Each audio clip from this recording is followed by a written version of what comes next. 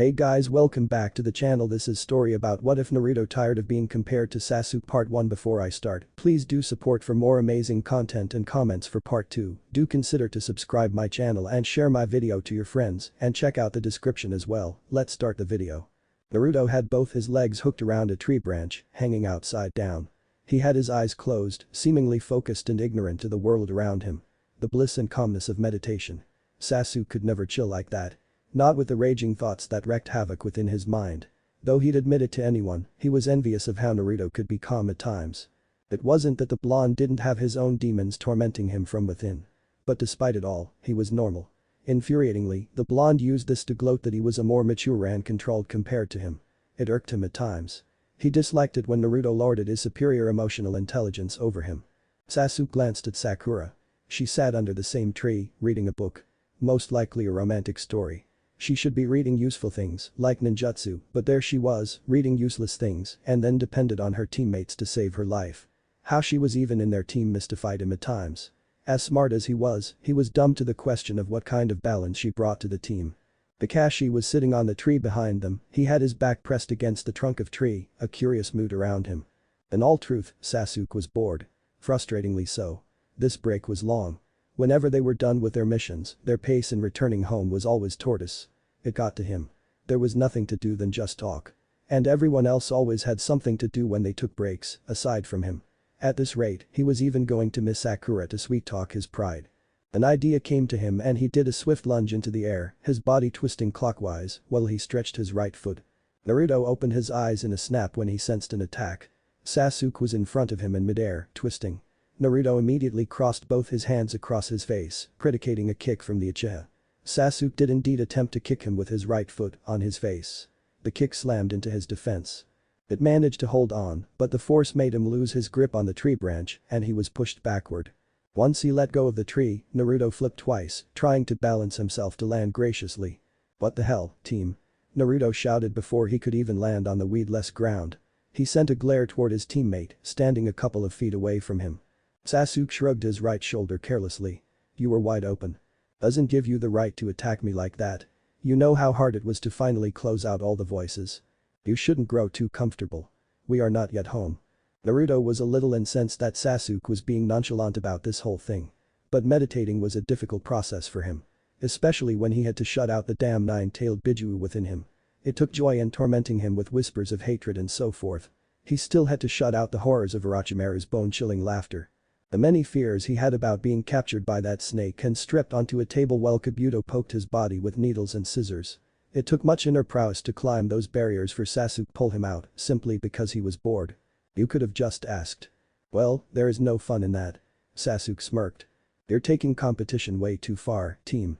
If you're bored, take a nap." Sakura released a tired sigh, shutting her book. She glanced between her teammates.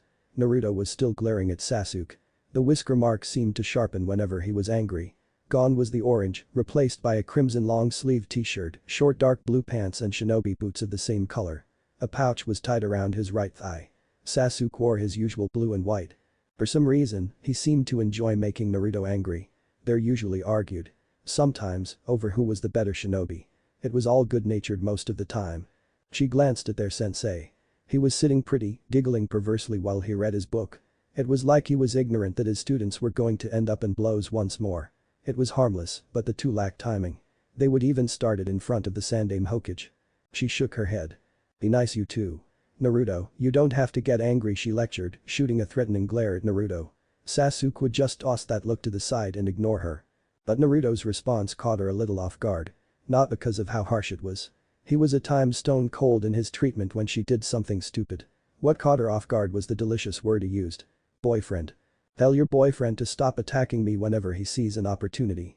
I know his mighty pride was wounded after I won, but he needs to get over it." Sakura only heard boyfriend. She blushed deeply, trying not to steal a glance at Sasuke, but she did it anyway.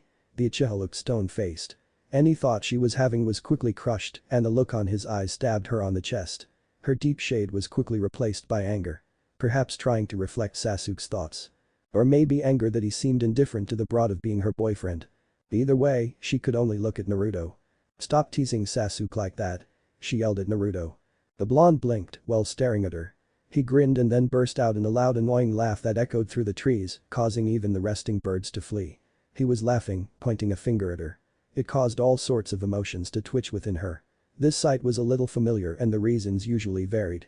"You were actually thinking about Sasuke being your boyfriend, weren't you?" He laughed once more, settling on his butt. Sakura grew angry. That kind laugh she'd heard before. It frustrated her. It crushed any dreams she had with Sasuke. "Just you watch, Naruto. Sasuke will belong to me one day." She wanted to say, but she bit her lip. "I wasn't." Naruto's eyes flashed.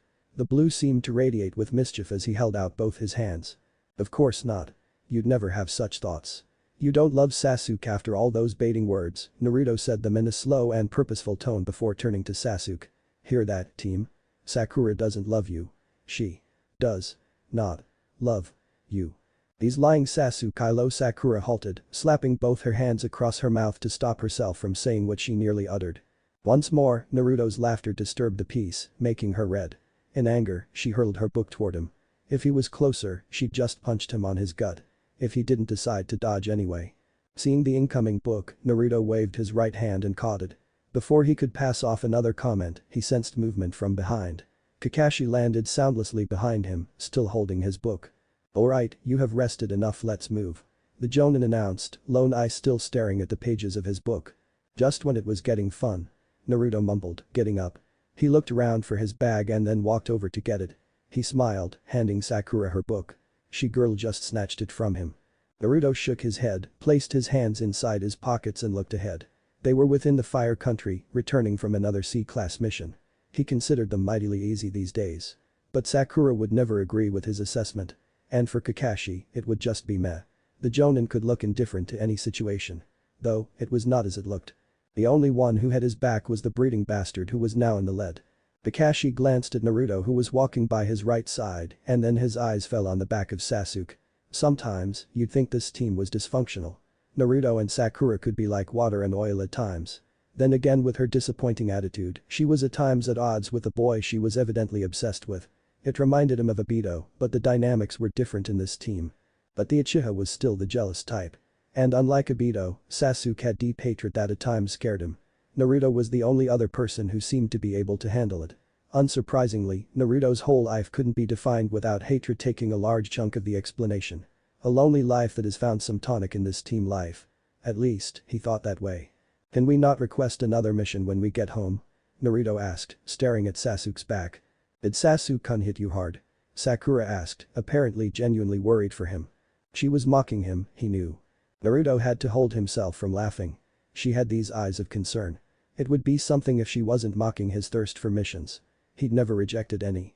As long as they were not those damn chores they called D-rank missions. But he wasn't the only one, was he? Of course, the devoted Sakura would never put him in the same bracket as her future husband. "Am I that bad?" Sakura stared at him, unblinking. "You'd remove bandages and flee the hospital if we were going out on a mission without you. Even if you had clutches, you'd stumble all the way into a mission." "I always flee the hospital," Naruto shrugged. "My point exactly. But I'm considerate to my condition." He paused, digesting things over. "You speak facts." Kakashi wanted to flip a page, but Naruto's request was strange. Naruto abstaining from a mission was the same as an Akimichi rejecting roasted meat dipped in hot sauces. He closed his book, with much protest from his love for the seduction Jiraiya always wrote. He then pocketed the book and glanced at Sasuke. He didn't seem to have any interest, but he could see the Uchiha had both ears working overtime, so not to miss anything. After all, the first thing he was willing to openly agree on with Naruto was the demand for a better mission. Sasuke had his reasons. Naruto had his reasons. Both wanted to be stronger for different ambitions.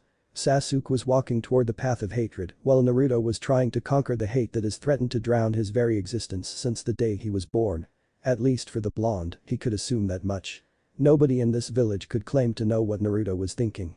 Not even the best intelligence collectors could observe Naruto and form a conclusive report on his thoughts based on his behavior.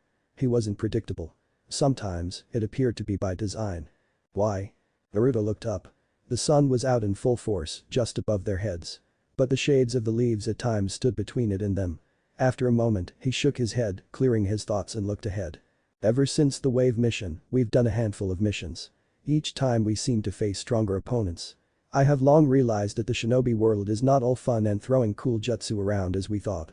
We need to constantly reflect and improve ourselves. The only person who seemed to still live within a bright world augmented by delusions was Sakura.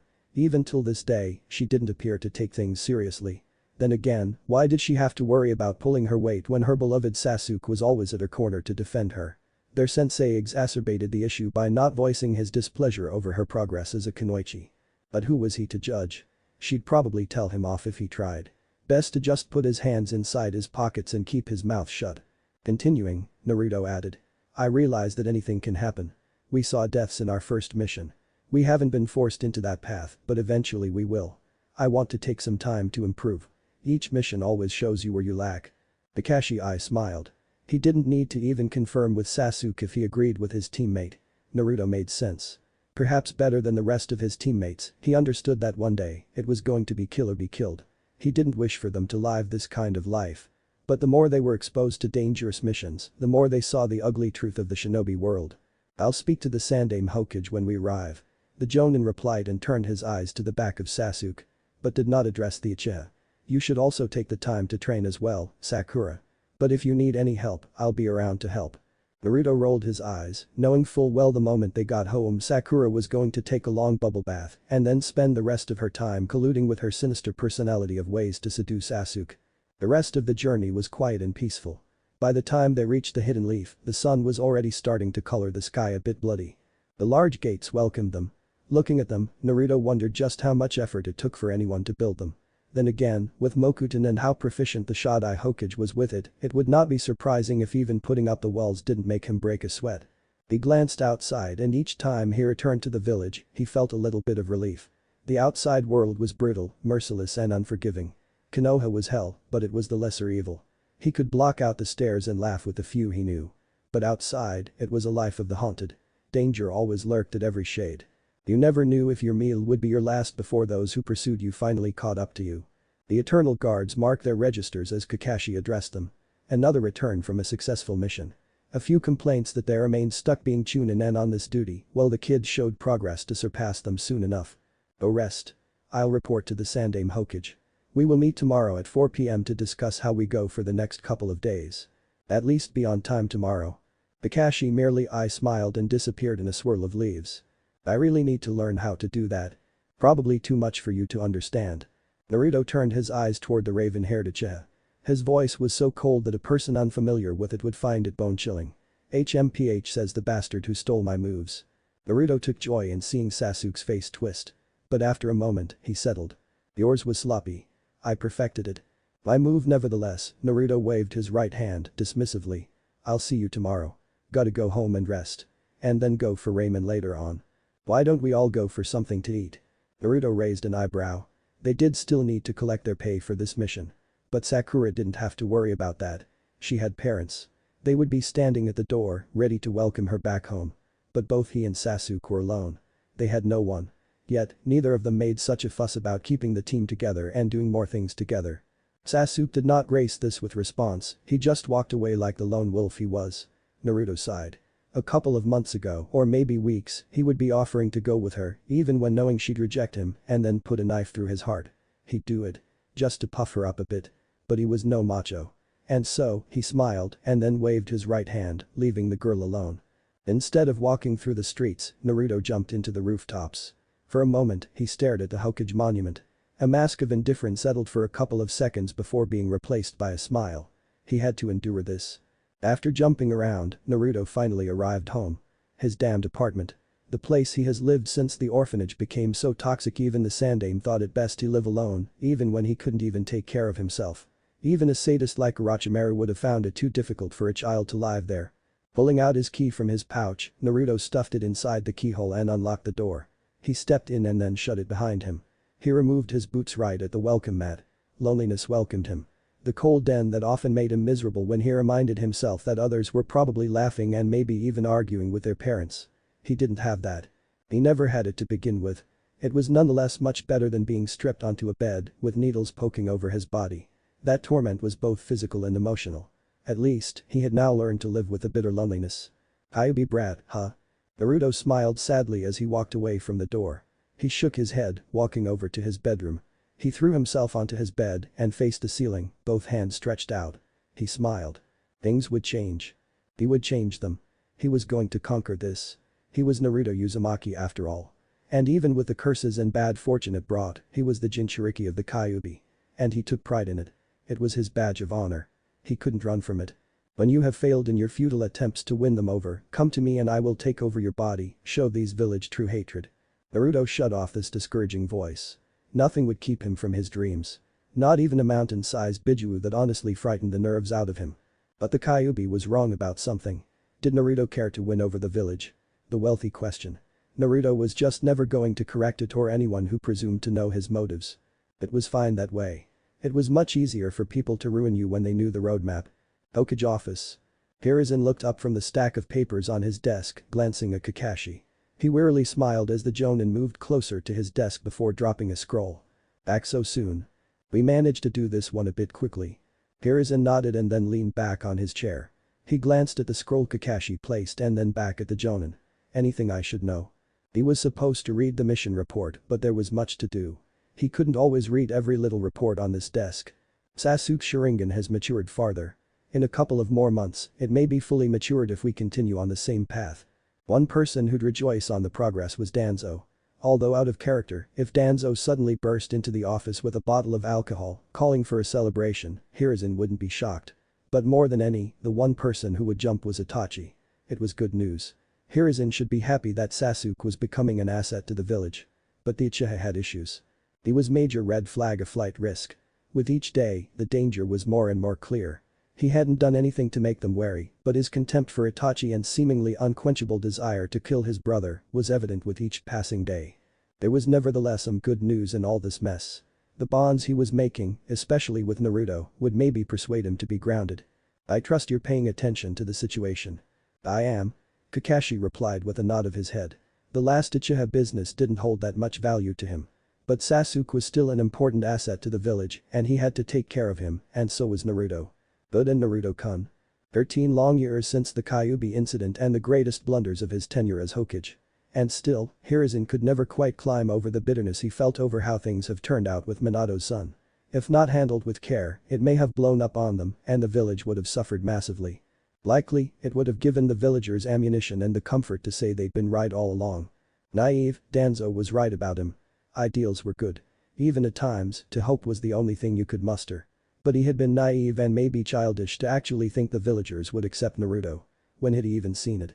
In his dreams maybe. He should have known better. But he wanted to hope. For what exactly, Hiruzen couldn't tell. As a result of his naivety, Naruto has suffered greatly. And try as he might, Hiruzen couldn't repair the damage. He could only swallow his bitterness and hope that he didn't make the same mistakes. Nonetheless, Naruto was strong both mentally and in the heart. He had his weak days. He was a child after all. So, he too cried. But the fact that he's held on, hopeful and still dreaming, just meant he truly was strong. Perhaps more than him and how he was willing to give him credit. No issues, Kakashi replied with a thoughtful look. His capacity to learn and willingness to admit that others are better give him the edge. He sighed just thinking about Sasuke. He has always been willing to better himself. Indeed. But unlike him, Sasuke's pride gets the better of him. Most Uchiha were prideful, but you're his sensei. I put you there to handle it. Nobody matches the potential of those two in their generation. We could be looking at future Hokage, the Sandaime Hokage said in a stern tone. You need to ensure that they remain close and kill any thought that may not align with that of the village. Kakashi paused. But I struggle with Sasuke. He doesn't open to anyone. While he sometimes seems to be willing to give everything for the team, there are times the thought of revenge seemed to overtake him. Admittedly, even when he took Sasuke to his wing when teaching him Chidori, they hadn't exactly bonded. The one person who seemed capable of pressing the right buttons with the Uchiha was Naruto. And the blonde was smart about it, at times. There were days Naruto pressed Sasuke just for his amusement. It astonished him just how much Naruto had analyzed his teammates. And him. He hadn't seen the sheet. It was just in the way that Naruto handled both his teammates that made him realize the blonde knew when and how to press them. He is on the right path. It is only true bonds and companionship that will ease his heart. Return later to collect the pay, Hiruzen smiled, thinking about Naruto. But I'm sure Naruto is going to come and demand his before the day ends. Or maybe he was just being hopeful. He always was. And what has that yielded for him till so far? Hiruzen took comfort in that despite many failures, Naruto was still around. Konoha had yet to be knocked off its pole position as the mightiest hidden village. This has come under threat nonetheless. and owing to his ideals. When Kumo had threatened, he bowed to the pressure. Anzo may have been right, if they had continued to battle with Iwa, they would have won and dealt a massive blow to it. Yet he quit the war, and now Iwa's strength now made him nervous. He hoped, one day, nobody would take advantage of such choices. To his disappointment, the blonde did not come. The following day. The creeping atmosphere of the Forest of Death no longer bothered Naruto as it did first time around. Even as he sat under a tree, surrounded by dark shadows, the cries of insects, the stench of predators and mournful moans, he could afford to close his eyes and try to meditate. It was of importance for him. Especially with the Kyuubi always trying to push its hatred of humans after him. He amused himself by thinking that perhaps if he was able to conquer the hatred of this village, he would also deal with that of the Kyuubi. It would probably do its chilling laugh if it heard him say those words. Naruto's eyes snapped open when he sensed movement. He glanced behind through the corner of his eyes and then sighed. "You have a bad timing, team." Sasuke stared. Asking Naruto for something was a problem. The words always got stuck on his throat and he usually just resorted to just attacking.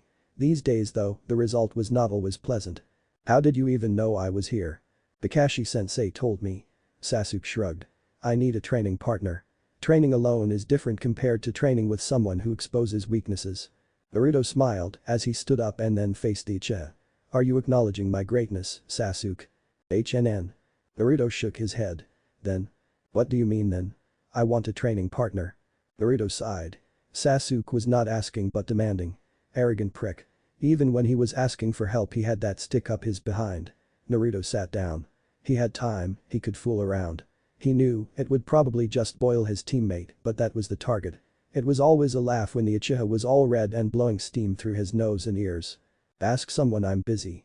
But if you really want to do it with me, ask nicely." Sasuke glared. "I can just attack you." "Oh?" Naruto did hand seals. "You think I'd permit you to do that? But if you want to play it like that and refuse to ask, let's do this." He grinned. "Taiju Kage Bunshin no Jutsu." About 100 clones appeared, some standing behind him, some standing on the trees. Basically, they surrounded them. "Defeat the clones and you get to spar with me." Sasuke gritted his teeth, seeing the hundreds of clones lunging at him all at once. How was he supposed to even fight them all when they were attacking like that? They were clones, but still copies of the original. Whatever Naruto could do, they could do. He leapt backwards, inhaling oxygen while doing hand seals. "Kaiten. Great Fireball no Jutsu." Sasuke released intense flames from his mouth. The huge ball of flames charged toward the incoming horde of clones. To give it range, he kept releasing the flames while spinning. However, before the jutsu could collide with the clones, they all dispersed, creating a huge cloud of smokescreen. He was forced to cancel his jutsu as he couldn't even see Naruto or sense him. Sasuke jumped backwards, trying to escape a trap he'd created for himself. He landed gracefully, but on alert. Naruto touched down behind the Uchiha like a leaf. Even though he made no attempt to attack, Sasuke spun around in a flash and then leapt away from him. He frowned when landing a couple of feet away. What made him frown was the smirk on Naruto's lips. Only Naruto could use hundreds of clones just to make a smokescreen. And he had once tried to make those damn clones and nearly kicked the bucket. Hell, even Kakashi couldn't even create as much as Naruto with the same ease and nonchalance. And that was even Naruto's greatest asset. "You were open, Sasuke-chan. I knew you were going to do that, dope. You enjoy sparring with me as much as I do. Okay, let's do this. I've been itching to remove that chip off your shoulder anyway." Sasuke scoffed. "It isn't like you can do it." Naruto grinned. "By that, you admit you got a chip on your shoulder." "Damn, Sasuke. I didn't think you'd admit it like that." When the Uchiha only glared at him. Naruto only laughed. "Let's do this," he said before disappearing in a blur. Sasuke looked around the trees. Despite the massive chakra amounts that even he envied, Naruto had gotten rather good at hiding. But this was just a revision of their first training session with Kakashi. Hide first before making a move. Yet, with Naruto, it was different. Only on occasions was he the first to strike. He jumped onto a tree, landing on a strong branch, and then extended his senses. He smirked, sensing the blonde hiding behind a tree, just behind him. Naruto had his back pressed against the trunk of a tree, standing on a branch while watching Sasuke. When the Uchiha suddenly vanished, his senses went on overdrive as he tried to locate him. Sasuke materialized in midair, facing him with an arrogant smirk. Sasuke didn't give Naruto the chance to even lift his hands to attempt to block an attack. He attacked swiftly, sending his right foot toward his temple. The kick connected but instead of Naruto being pummeled to the tree, he disappeared in a puff of smoke. The clone. Sasuke tried twisting while still in midair, but he was only welcomed by Naruto's right foot. It slammed into his face. Sasuke cursed at the pain. But it was nothing compared to the throbbing ache he felt when his body slammed into the trunk of the tree. Naruto didn't stop there. He landed on the branch of the tree and then lunged at Sasuke, who had yet to recover. He raised his knee, hitting the Uchiha across his chest. Sasuke gritted his teeth, holding himself. Naruto hit hard, always. The knee to the chest made him feel like a brick had been slammed right into his ribsage. He ignored the pain, the momentarily loss of the ability to breathe, and took a swung toward Naruto. The blonde saw it and jumped away. Smirking, Sasuke took out a small shuriken and then swiftly hurled it toward the airborne blonde. While airborne, still facing Sasuke, Naruto tried to shift his legs to the sides to avoid the shuriken. It missed him, giving him a second of relief. But then it turned around, wrapping around his right leg around the ankle. He glared at the smirking Sasuke. Sasuke grabbed the thread with both hands and then yanked it back. The sudden pull forced Naruto to change directions and he was sent crashing to the ground on his back. Ouch! Naruto cried as he crashed into the ground on his back, getting buried there. Naruto's eyes widened slightly when Sasuke came crashing toward him. He waited for the right moment to act. He raised his right leg, aiming at the Uchiha's chest when Sasuke got closer to him. Sasuke responded by lifting his right knee. His knee collided with Naruto's foot, suspending him in the air. But he quickly grabbed Naruto's leg as he landed on the ground. Using all his strength, he took a step back, lifting the blonde into the air. He then did a 360-degree twist before hurling Naruto toward a tree. While airborne, Naruto glanced behind for a second and then toward Sasuke, who was dashing toward him. He flipped twice, forcing his body to the ground. He landed on one knee, skidding backwards under the momentum. The back of his right foot hit a tree as he came to a halt. He stood up, ready to defend himself as Sasuke's right foot stomped to the ground in front of him, his left cleaving through the air for a high kick. Naruto lifted both his hands, only using his left as shield and his right with its palm open. He winced slightly when the kick hit his wrist, but quickly ignored the pain to grab Sasuke's leg. Once he grabbed the leg firmly, he pushed the Uchiha back slightly, just to put him off balance.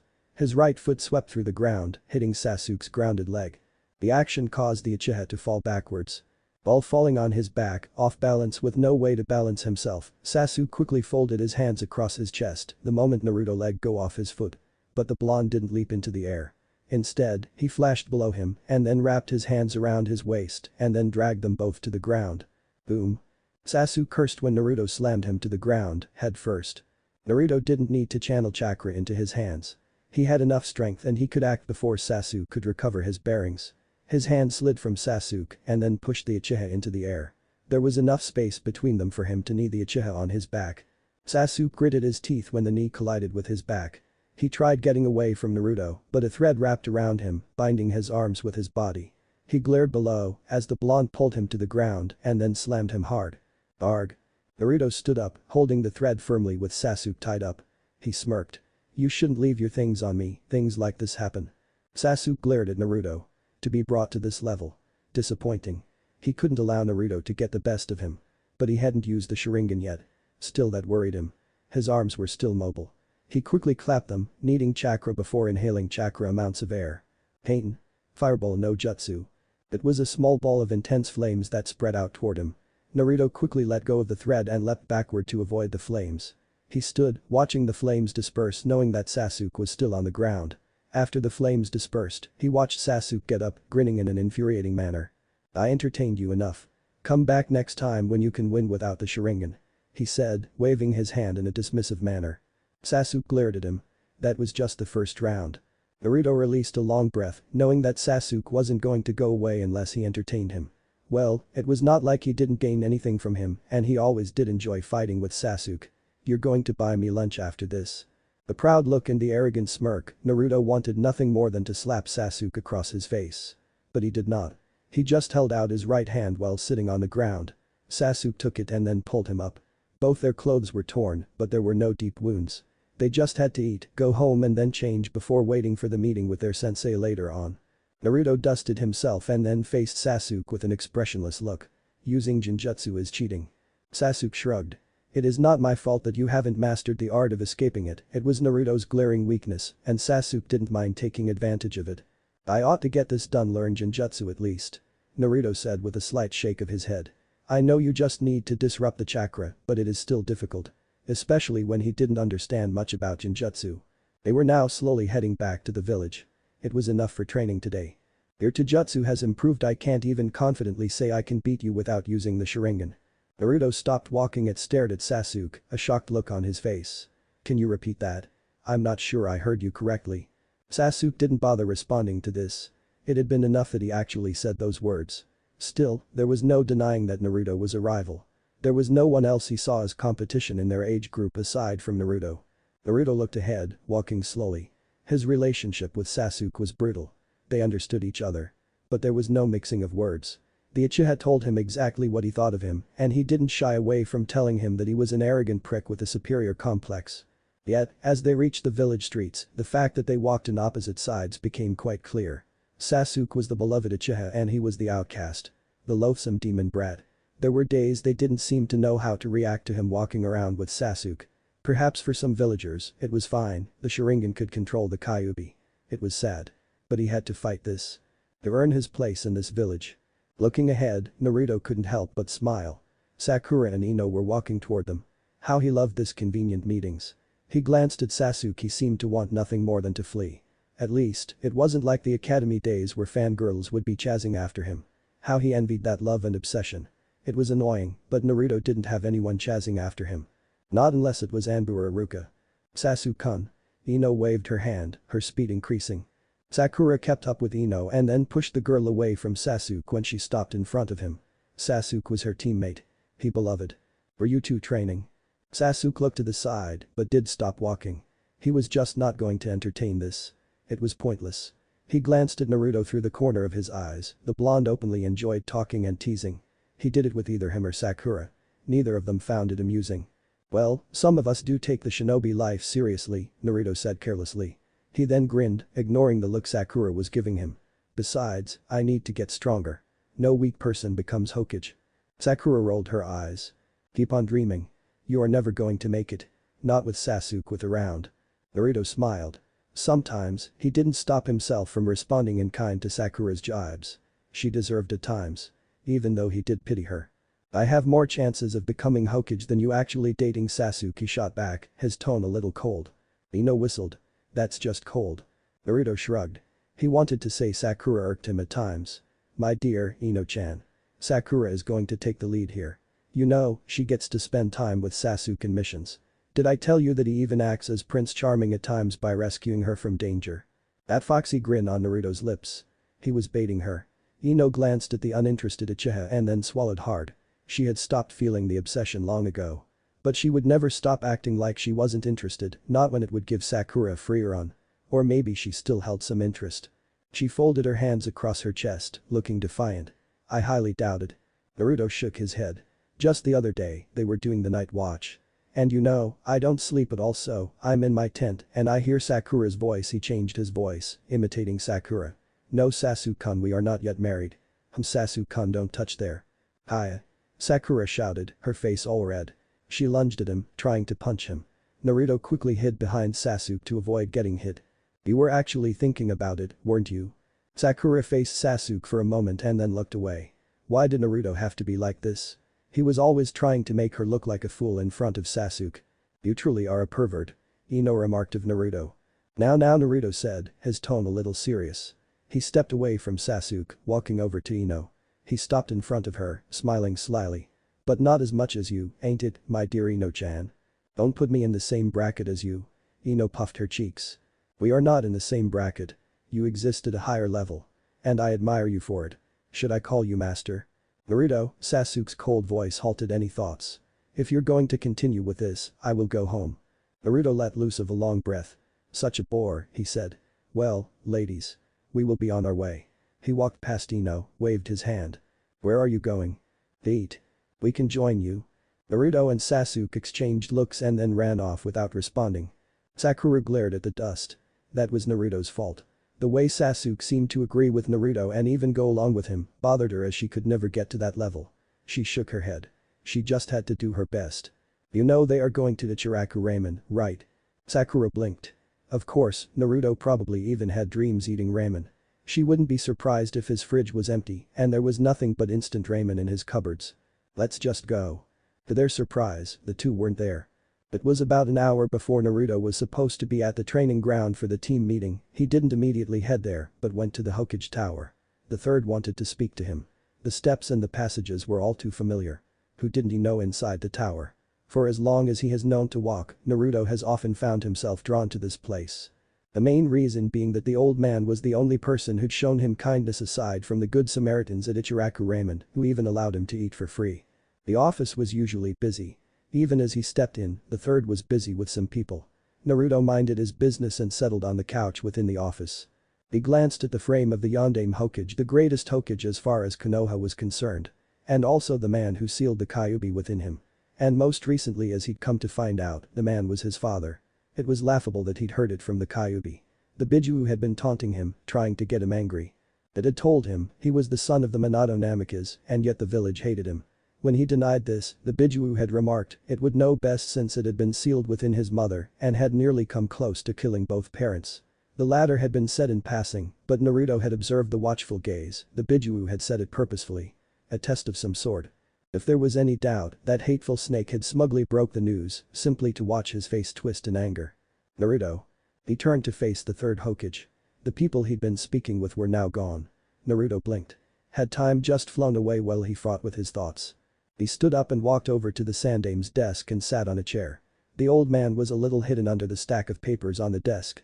It was always work. Even his dream became a reality, he would end up getting drowned in that kind of work. How are you, Naruto-kun? Warmly, Naruto responded. Fine despite the lies and the secrets. There was no doubt. This was the person who had loved him more than anyone else. The good Hiruzen stared at him. Kakashi tells me that you still don't use Mokuton. It was not that he didn't want to use it, it was just that there has never been a need to use the extravagant jutsus. He was also still learning. Sakura didn't even know he could do wonders with it. She'd seen him do small things.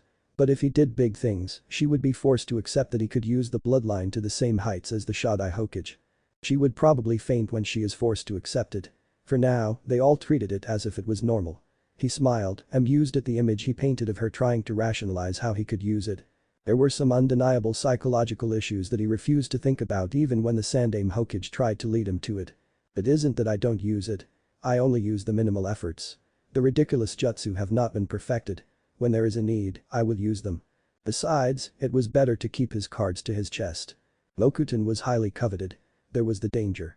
And for him, it was just double-fold because added to it, he was a Jinchuriki of the Kyuubi. It doesn't have anything to do with how you came to use it. Hiruzen was careful with the question. He was gentle, so not to trigger anything. Naruto had gone through worse. When the villagers had been busy with him, Orochimaru had found him as a perfect human for his experiments. He was a Jinchuriki with regenerative abilities and above all, an Uzumaki. For more than a year, Naruto had disappeared and they had searched for him. Had Naruto not exploded in anger with the Kyuubi wreaking havoc in Orochimaru's base, they most likely wouldn't have found him. How Orochimaru got him was still something they couldn't solve. Either way, that Naruto had been angered enough to permit the Kyuubi's chakra to influence him and go after Orochimaru had been a blessing to them. It also provided them evidence that Naruto was indeed being held hostage. There had been some disturbing thought that he had fled from the village to escape the horrors he faced every day. Naruto's lips turned upside down, just thinking about Orochimaru. The loathsome snake that terrorized many yet winning the hearts of many of its followers. Even he had been defiled and cut open by that slithering snake. The Sannin was perhaps the only person who made him bristle with contempt. And he had tried to recruit him saying it was better with him than with the village. Maybe he had considered it. But he could never admit that to anyone. He'd have Anbu watching his every move every day and night because of it. While Konoha was bad, Orochimaru was worse. The outside world was worse. For him, he could never be safe. He would always be hunted for the power in him. If he could not be loyal, he would be killed. He'd done his math. Those who survived the outside world were those with power. The weak got devoured. At this stage, even with Mokuton, Naruto was weak. There would be nights someone could get him while he was asleep. Or when he wasn't expecting it. Konoha provided him safety. And he wasn't going to let it go. No, that does give me a bit of nightmares, but it has nothing to do with it. I worried that may be the case. Hiruzen released a sigh of relief. Naruto's life was just tragic. A tragedy that Kushina would not have wanted for her son and would not have stood for. But this was on him as Hokage. Still, things looked better now. There has been days he found Naruto holed up in his apartment, a miserable look on his face. But now, he smiled. He had friends and got along with his team. It made him happy that Naruto was finding that happiness. Yet, a part of him worried that as Sasuke was lonely, the loneliness within Naruto may not be solved that easily. After all, after team sessions, back in his apartment, he was all alone. I told you about Yamato, right? Naruto nodded. If you ever need help with anything, please come to me. I'll arrange for him to help you. It would be good for the village if Naruto used Mokuton in outstanding levels. It was not that his use of it was not already good. Maybe he could even do more than Yamato. The problem was that Naruto was secretive about it. Even at missions, he did the minimal things and used his other skills to get ahead. When I need the help, I'll ask. He'd never been the one to deny himself that opportunity to grow because he refused to ask help. Maybe then some people would have refused to help or even try to sabotage him, but things were different now. Of course. How Hiruzen wished things were like the old days. There was something different. Ever since Naruto was found in Orochimaru's bases, there seemed to be a line he was not willing to cross, a line he'd crossed on will back then. Maybe there was something Naruto knew. It hadn't been a pleasant talk when it came to the Kyuubi and the fact that he had decided to keep it from Naruto, even lying when asked. But he hoped Naruto would eventually speak to him. The Sandaime opened a drawer and then took out a scroll. He had never even given this to Yamato. But Naruto could do with it. This contains some jutsu used by the Shodai Hokage.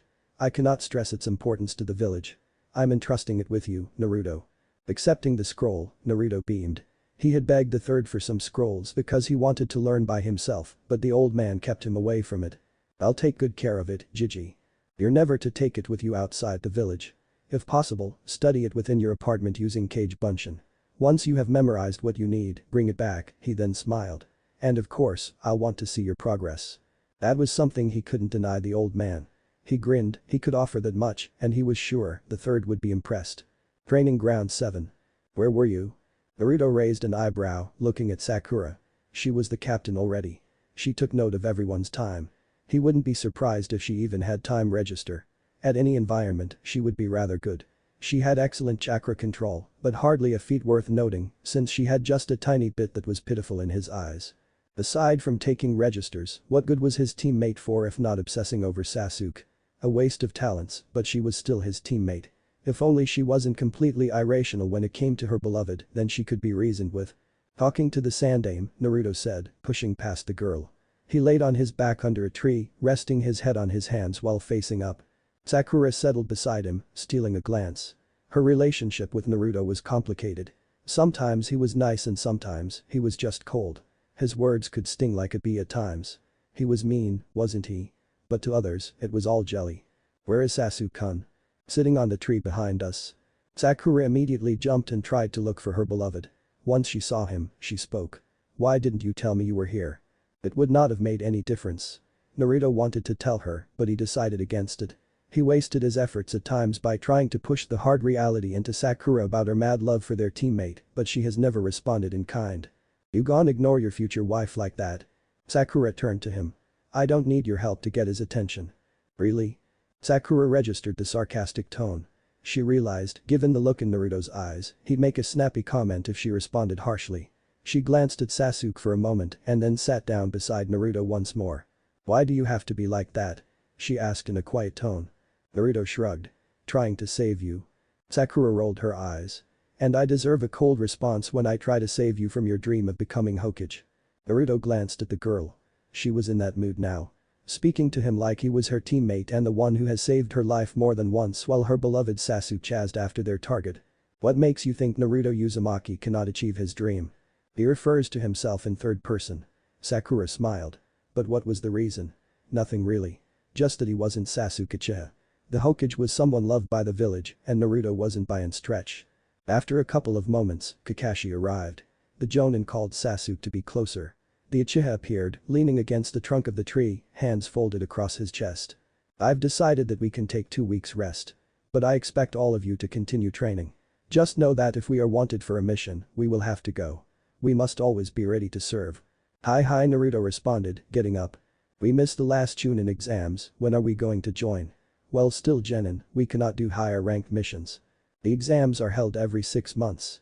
Each village holds own exams. We will discuss that at a later date. Kakashi stared at Sasuke. I didn't think you were in a hurry to become a Chunin. I just want to get stronger. That response should have been predictable, but Kakashi had hoped for something else. He shook his head. If you need anything, find me. He disappeared in a puff of smoke. Well, Naruto could use with some reading. And he needed to find a Genjutsu master in this village to better learn the style, or else he would continue to fall for Sasuke's tricks. Allowing the team to get one over was nothing more than a boost to his bloated pride and Uchiha superior complex. I'm going to the library to read some books. Are you going to be there tomorrow? Naruto glanced at Sasuke through the corner of his eyes. A hateful bastard whose hatred for his elder brother would only make the Biju within him giggle with pleasure.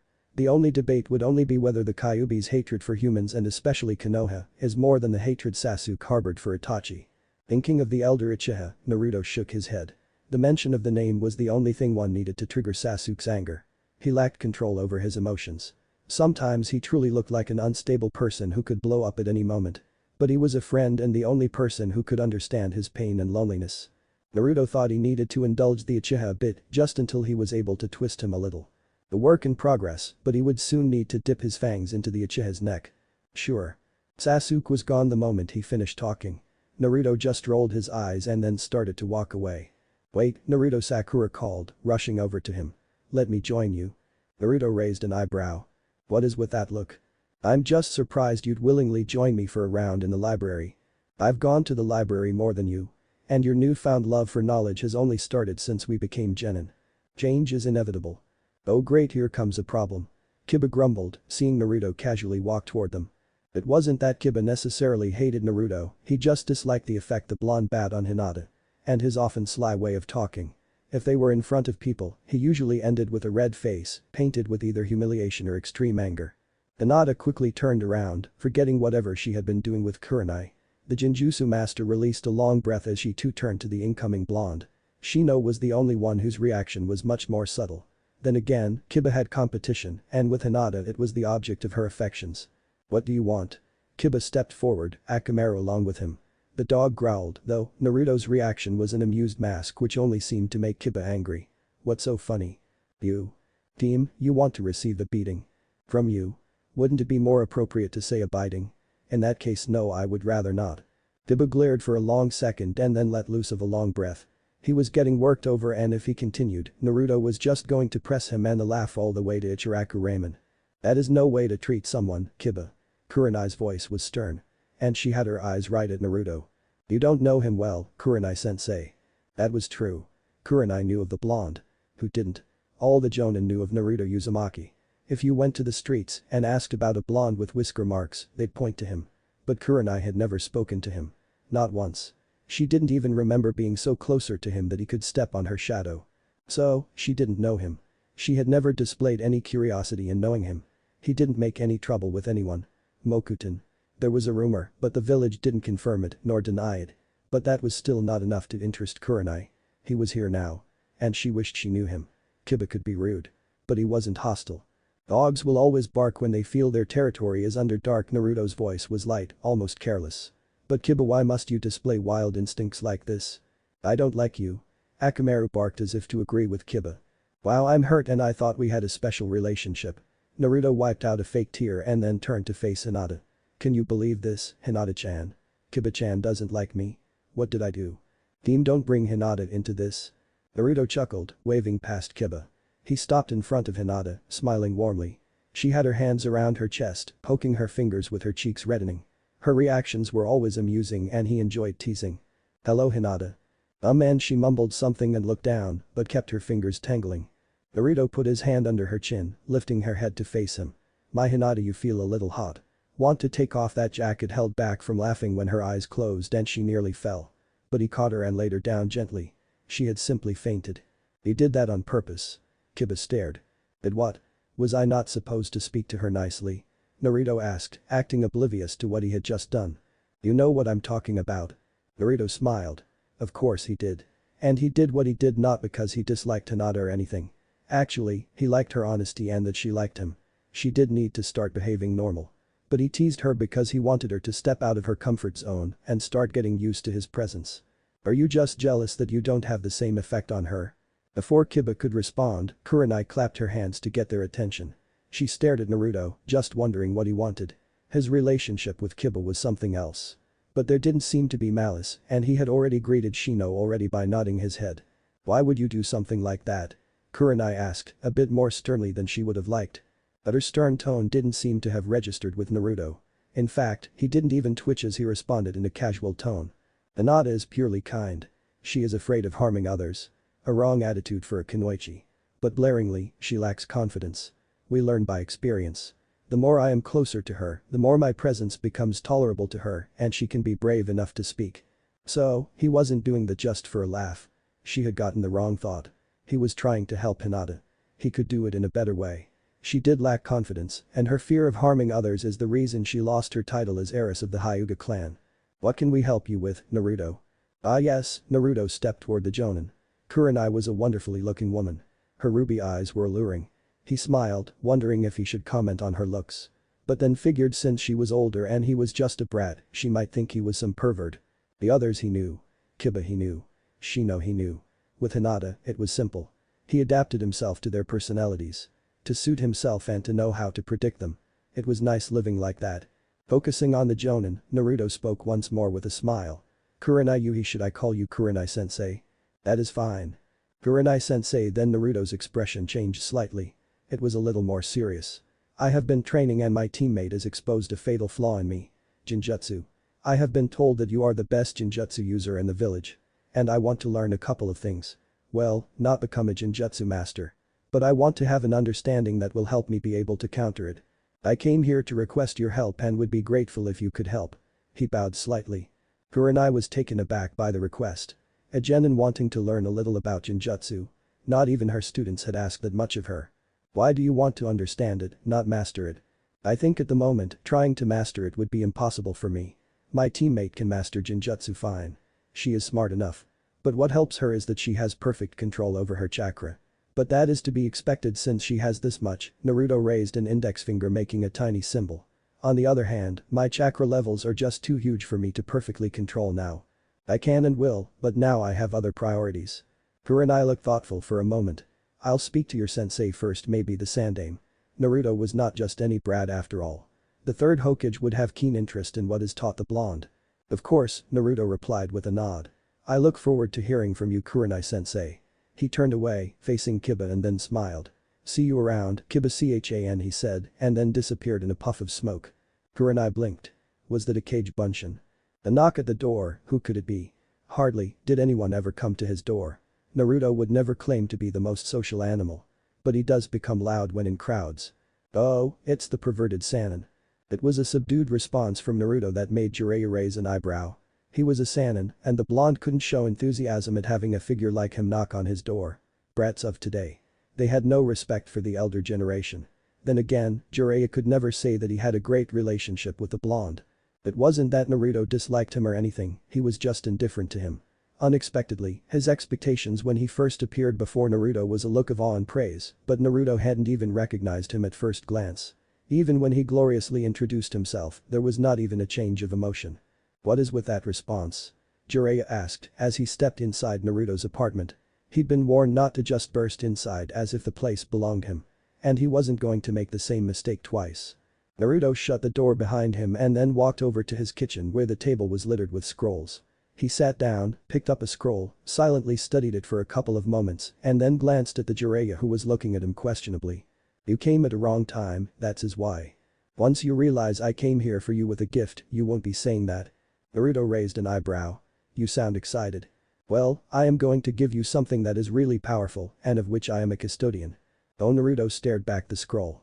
Mokuton truly was powerful, but also difficult. The jutsu he needed to do and performed by the Shodai Hokage required a great deal of chakra. He was burning a lot more because of adequate chakra control. He needed to get better to be able to execute this jutsu. The simple things that Yamato did could be done. But they bored Naruto. They lacked imagination. The monstrous feats performed by the Shodai however excited him.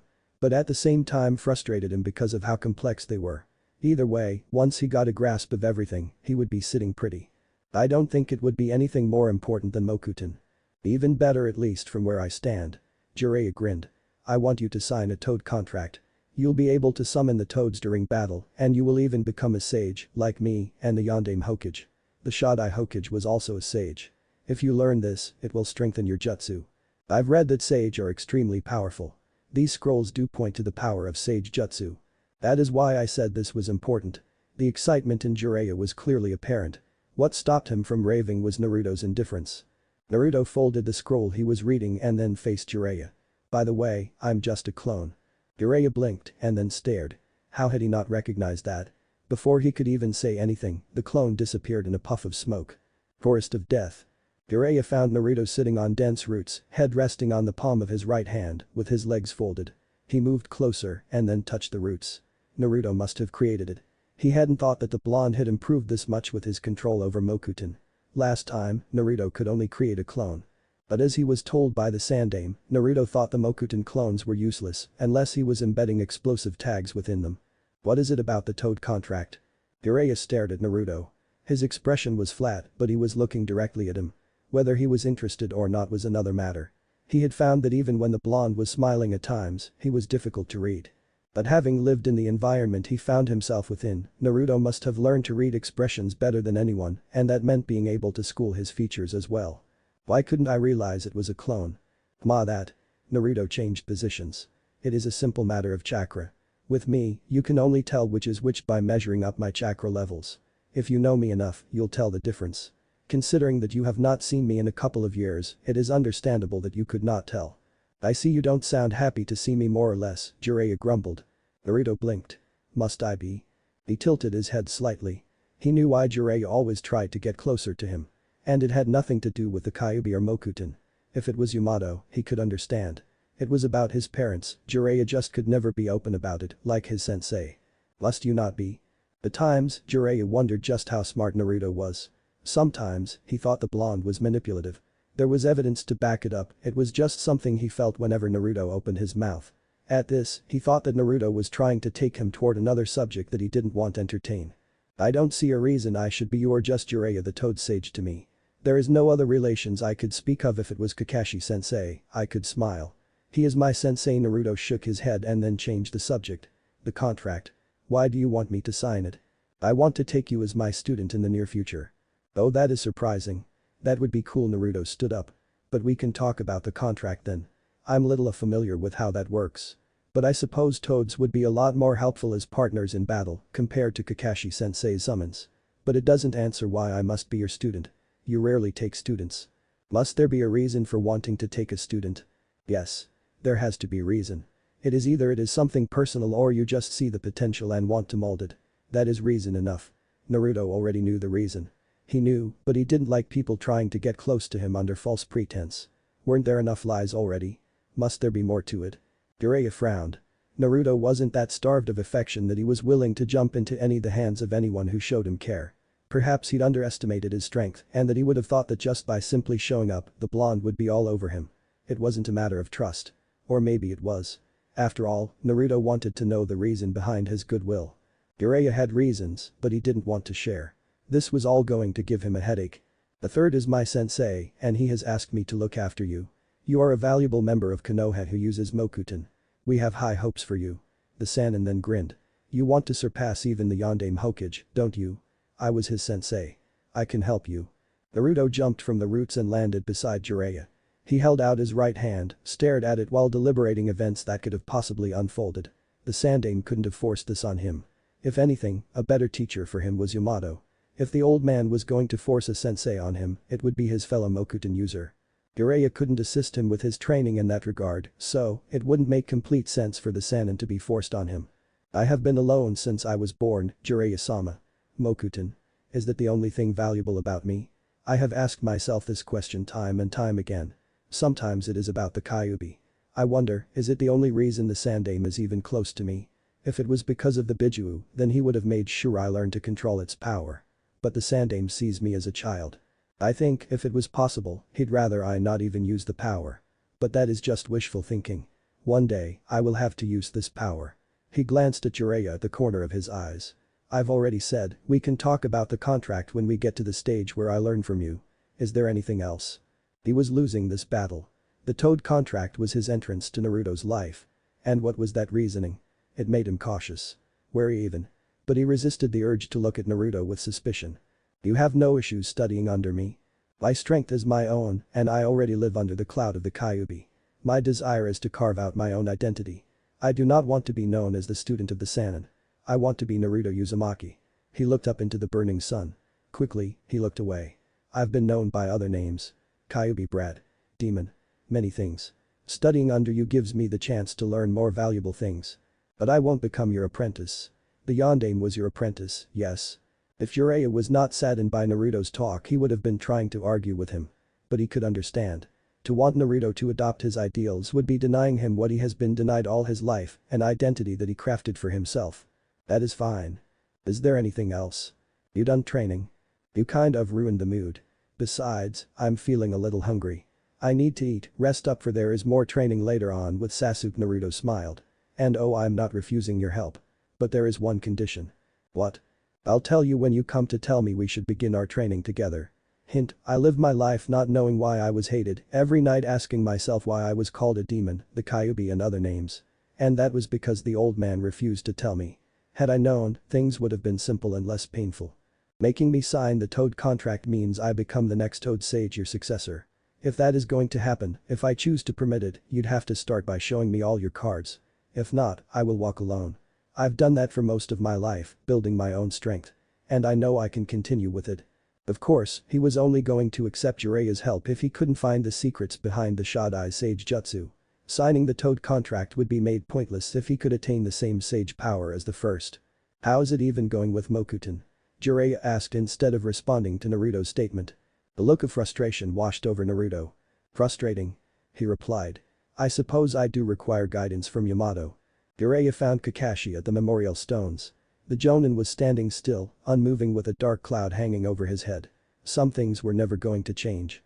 The Jonin was still ravaged by guilt and regrets. His life has truly been a tragedy. It was no wonder he had failed prospective genin over the years because he did not want the tragedy to repeat itself. Jiraiya stopped by the Jonin's right side and stared down. Rin. The teammate Kakashi had killed. He glanced at the Jonin through the corner of his left eye and spoke. We need to talk. Naruto. Kakashi responded after a few moments of silence. Yes.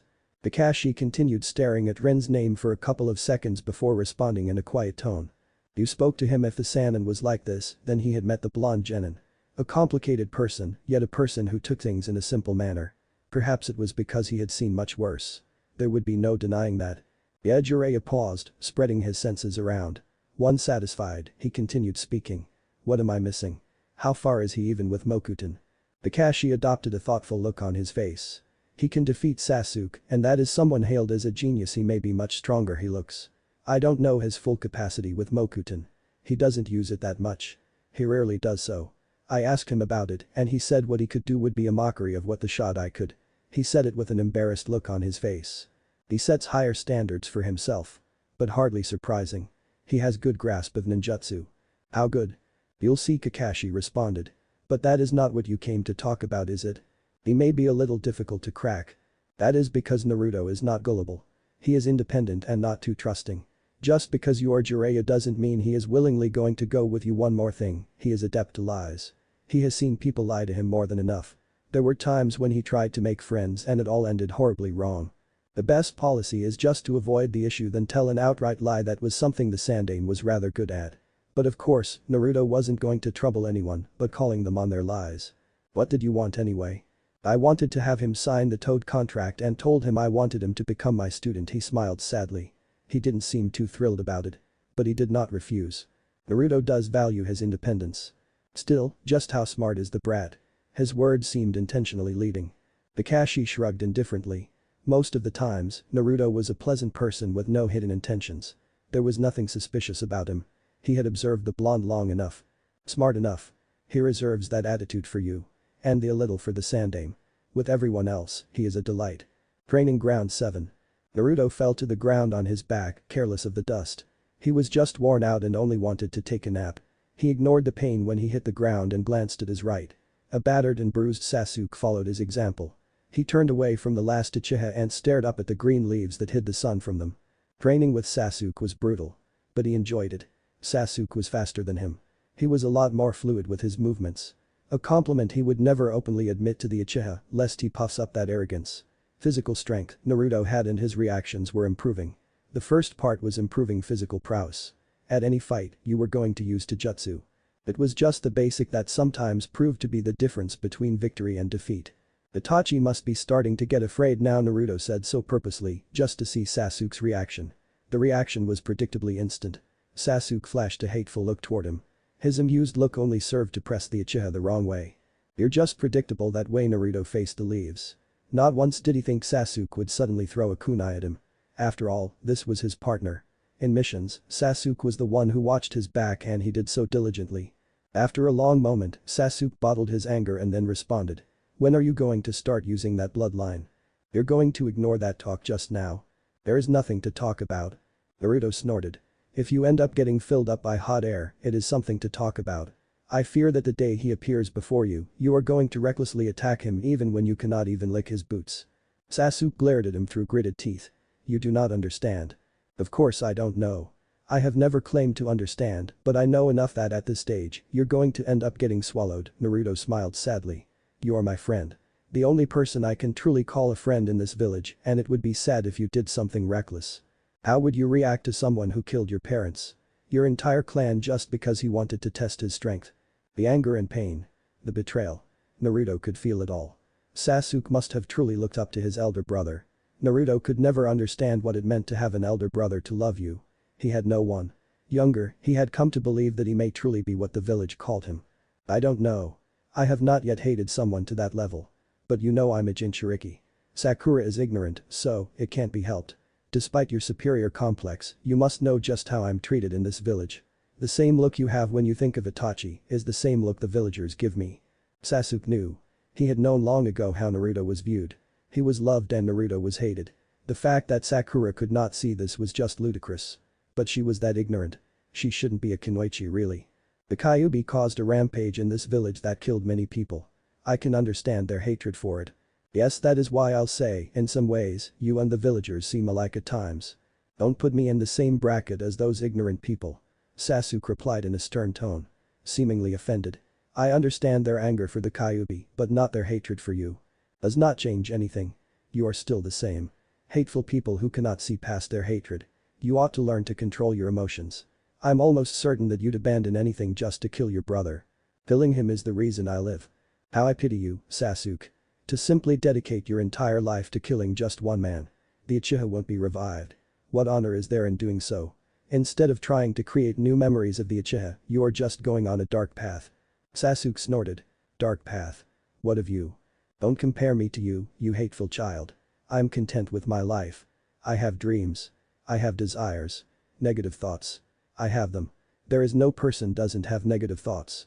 The difference is that I don't indulge my thoughts. I master them. I control them. Sasuke wanted scoff, but he knew better. When it came to self-control, Naruto had that. And he didn't seem to particularly hate the villagers for their treatment of him. What is your goal? Sasuke asked curiously. Naruto faced up into the sky and then replied. I have many things I want to achieve. So many things, Sasuke. Maybe you could say I want change. He paused, sensing a new chakra presence. And restoring your clan. Didn't you say you want to restore your clan? Naruto smiled. I'm certain that Sakura will be more than happy to carry your children. Sasuke groaned just thinking of the Pinket. Why did you have to bring her up? Because she is coming. Sasuke's eyes snapped toward the clearing. There she was, blushing all the way toward them along with Ino. If it was not because he was tired, he would be getting up to flee. He hated her affections. They were a nuisance, and she was nothing more than a burden in missions. She did not take anything seriously. If you say anything I find troubling, I'm going to stab you tomorrow when we train. That is just dark, Sasuke. Then again, you are the dark avenger of the Uchiha clan, Naruto said with a laugh. You should loosen up a little. Being stiff and broody is the reason those who know you actually hate your guts. Naruto sometimes didn't mince the words. But Sasuke was not bothered by it. Not even a little. Those insults didn't do anything to him. Is it just how you act all carefree in front of other people, but then changed when you are alone? I don't even have a need for other people. What I need is power. Oh, you power-hungry fool. If you're not careful, you'll betray everyone one day. The love for power has driven many astray. But you probably don't care about that. You just want to kill your brother and would even sell your own soul to get the power. Naruto shook his head. It is truly sad. You fail to see what is important to life. He paused, sensing that Sakura and Ino were upon them. Seems like a serious conversation is happening here. Ino was the first to speak as she stopped beside him, staring into his eyes with her hands placed around her waist. Naruto smirked. Well, we were thinking about doing a double date. You know, you and me. Sasuke and his beloved Sakura-chan. He was saying that he secretly does crush over her. Sakura allowed herself to dream, just thinking about a shy Sasuke confessing his love for her. Her daydream was crushed when Ino burst out in laughter. It was just the kind of laugh that shattered all hopes. It was made worse when Naruto joined her. They were laughing at her. She was glared at the two and then looked at Sasuke. "They are making fun of you, Sasuke-kun." Naruto snickered when the Uchiha ignored Sakura. "Why would you say something like that? You have more chances with him than my dear Sakura." "Arg." Naruto jumped. "What the hell, Ino? How could you say something like that? I don't swing that way. Who'd even like this brooding bastard?" Ino allowed an innocent smile to settle on her lips. "Well, you have gone far better than Sakura. I mean, you two have kissed." She was trying to hold herself from laughing. Naruto fell on his butt and then leaned against the tree's trunk. An expressionless mask settled for a second as he replied. "Don't remind me the horrors. But I remember you and your gang, led by the cheerleader-in-chief trying to kill me." "Who are you calling a cheerleader?" Sakura exclaimed, glaring at him. Naruto shrugged. "You cheered and encouraged Sasuke at the academy.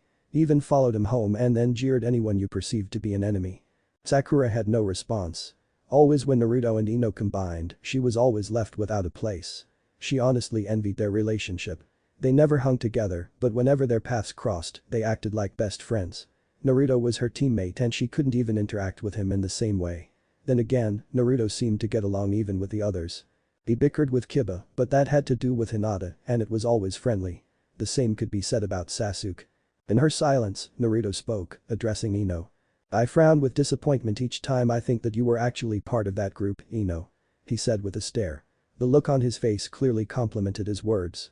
Ino folded her hands across her chest. "I was a child then," she huffed. "You're an adult now." "I've grown. Don't you know? Once we become shinobi, we are no longer considered children." "Those are just words of a brat who wants to enter the world of adults a little too early." Naruto shrugged. "What brings you here?" "We just came to check up on you. Kakashi-sensei told me you were training here." Sakura answered.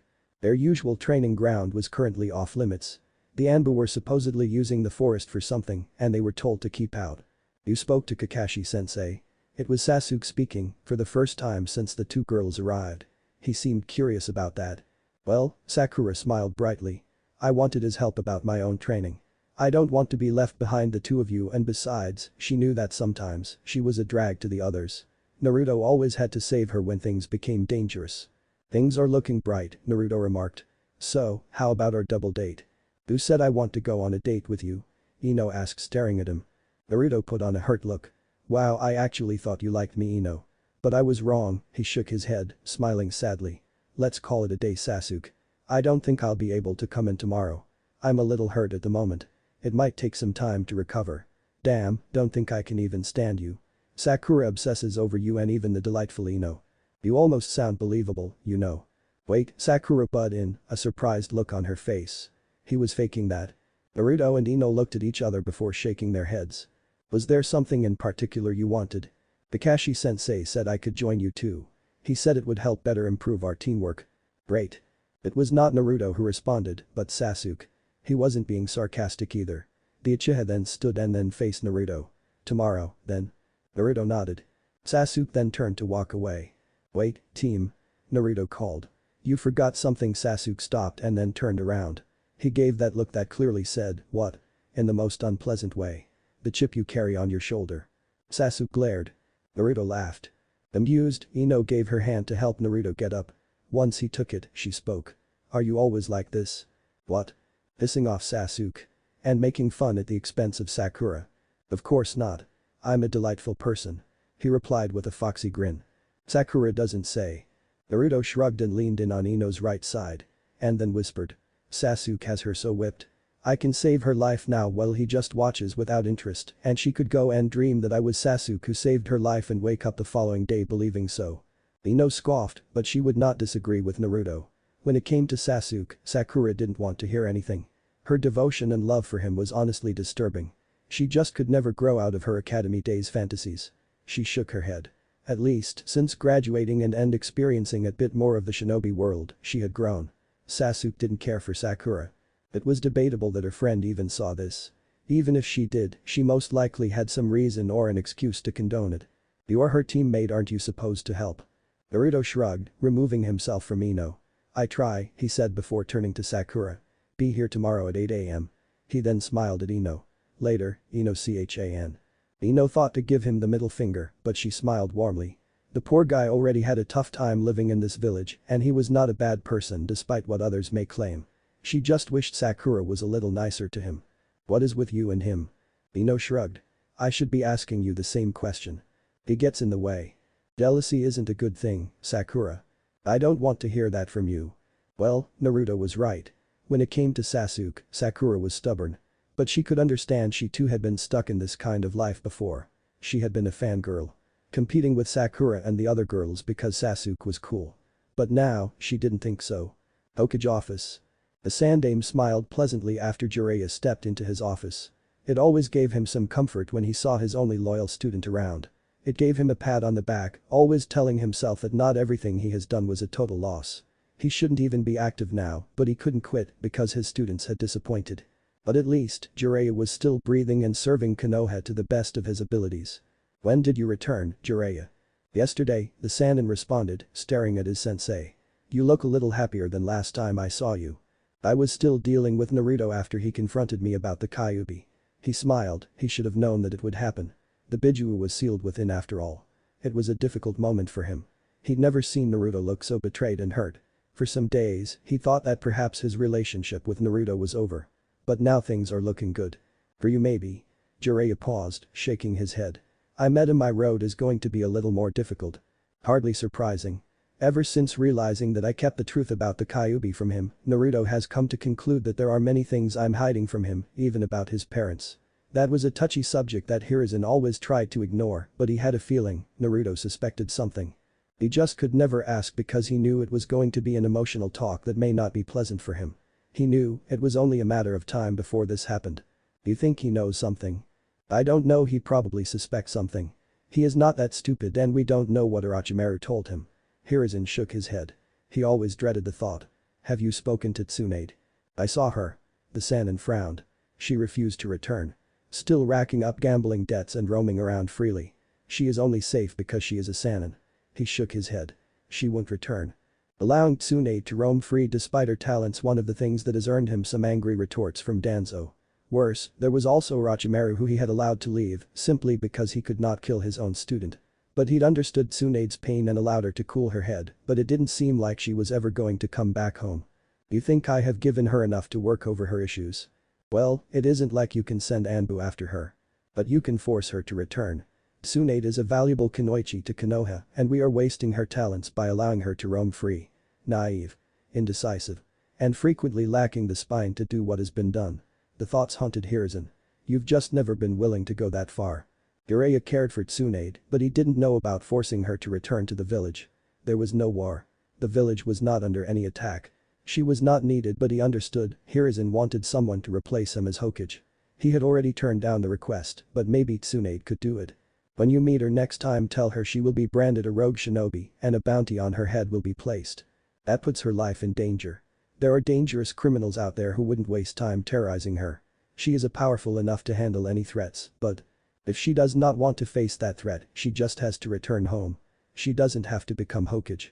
She can run the hospital and train new pupils. The village is lacking in recent years. If you are not going to do it, I will send someone else to send the message. Hiruzen spoke in a hardened tone, staring directly at the Sannin. Jiraiya merely nodded. He wasn't going to argue with the third. The Akatsuki is still making moves. But Orochimaru has already left the organization. Their objective is something that remains unknown. However, we must continue to keep an eye on them. If the likes of Itachi are part of the group, it really has to be taken seriously. The great nations were never at peace with each other. As long as the other was not threatened by the Akatsuki, no one was going to do anything. Hiruzen had even heard that the Tsuchikage was excessively using the organization and even Kumo at some point. There was word that even the Kazukiage was using it. They seemed to be effective in their missions. No one saw them as a threat. As long as they did their work outside of the great nations. Keep an eye on things. We thought his place in the Sound was only a place for hideouts, but it has now become a fully fledged village. He smiled bitterly. But knowing him, it is just another way for him to get access to people for his experiments. He already has hideouts around the shinobi world. Yes. Find out whatever information you can find about this village. And be in contact with the Sound. We cannot in good conscience just watch when we know what is happening.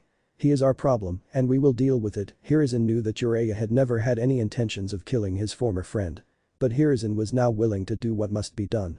What was love when it ignored the suffering of the many people in favor of a twisted shinobi who only cared about his experiments and power? You want to invade the sound. Orochimaru's village, the third Hokage corrected. Get me the information I need and I will decide what must happen. If Orochimaru's village becomes strong, he will no doubt come after Konoha. He already holds a grudge. You think he would attack Konoha? Jiraiya wanted to reject this, but this was Orochimaru they were talking about.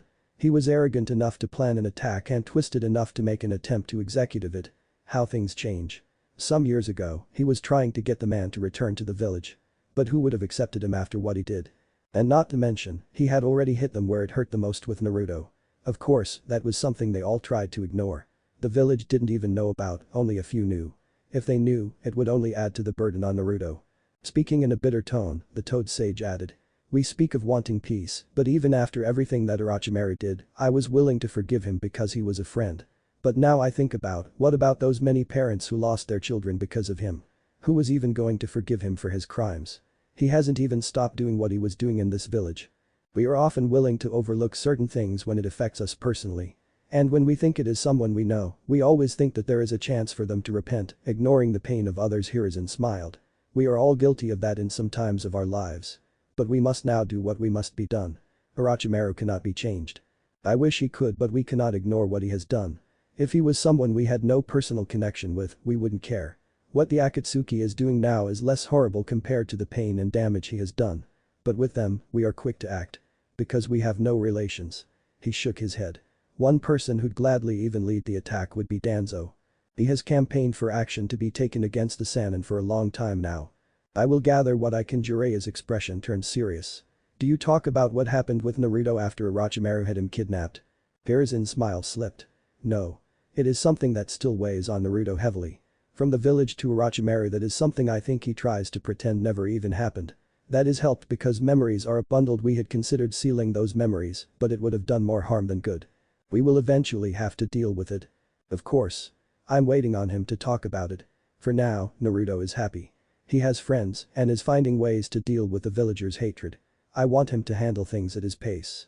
He performs well when no one is rushing him. Kakashi has always been a complicated person but easy to deal with. But Kurenai couldn't say he was her friend. She'd only joined the Jonin club only recently. Even when the Kyuubi was attacking Konoha, she was one of those who were not allowed to enter the battlefield because they were young ones who had a bright future ahead of them. She smiled, looking at the silver-haired Jonin who was walking up to her, hands inside his pockets, a rather disinterested look about him. Then again, as far as she has known, he has always been like that. Sorry to call you out so suddenly. Kakashi waved his right hand. I wasn't doing anything. I called you out because one of your students made a request to me a couple of days ago. I wasn't sure how to handle it, so I thought it would be best to speak to you first before making a decision. Kakashi had thought she wanted something personally, but not one of his students going to her. For a moment, he stared at her. If anyone was approaching her, it would be about Genjutsu. The only person he'd ask that was most likely Sakura. She was the one who showed promise due to her excellent chakra control. But Sakura asking help on training to another sensei. It didn't seem to fit. From what he knew, she had quit training with both her teammates after the first day. But anything could happen. Sakura. Kurenai shook her head. Naruto. That was surprising. He didn't see it coming. Kakashi had to stare at the woman to see if she wasn't just joking. But Naruto and Genjutsu? The two didn't seem to click. Naruto wasn't even suited for Genjutsu. I thought the person asking you would be Sakura. She has displayed potential with Genjutsu. Naruto on the other hand has massive chakra reserves and no perfect control over it. He mentioned that. And still wants to learn Genjutsu. You didn't know about it? Kakashi shook his head. He has been training with Sasuke over the past week. He didn't say anything about it last time we spoke. Oh, Kurenai paused, thinking. He didn't say he want to exactly learn how to use Genjutsu. He said he wants to understand it because it was his weakness. I don't have a problem with it, but he is your student and I didn't want to start teaching him anything without talking to you first. No, it is fine, Kakashi replied. If Naruto wants to learn and if you have no problem with it, you can teach him. Considering that Naruto was the Jinchuriki with a rather dark cloud following him around, Kakashi thought she would have reservations about it. He smiled, at least even with everything, there were people who were willing to overlook all that and do what they thought was right. And the third Hokage. Should I speak to him as well? I mean, given his special circumstances. Kurenai spoke with caution. Kakashi shrugged indifferently. It won't be a problem. But if you want to be at ease, you can still speak to him. Training Ground 7. If there was anything disappointing about this team, it had to be her Sakura. Ever since she joined them for a single training session and then walked away halfway, Naruto had never seen her again. Perhaps he and Sasuke had pushed her a little harder. She had gone home limping and battered. But pushing her limits was the best way to improve her. The Uchiha had predicted that she wouldn't return. Not that it hadn't been a prediction worth gloating about. Sakura refused to do hard and had said their training was too hard for her. It should have been suspected that she would quit, but not halfway through the first day. You're making me uncomfortable. Sakura gave Naruto a side glance. They were standing under a tree, waiting for their sensei to arrive. Sasuke was sitting up on the tree, looking like he would rather be somewhere than here. She knew why Naruto was staring, and she knew it was disappointing, but it didn't make her feel any good. Sorry, I got lost in thought. Why do you think Kakashi-sensei called us? Mission most likely. Some clients choose who they want. I wouldn't be surprised if some people come to choose our sensei. He is famous after all. They'd probably be horrified that the famous Jonin was a tardy kind of person who didn't seem to take things seriously. Naruto knew better, of course. Everyone had his own demons to fight.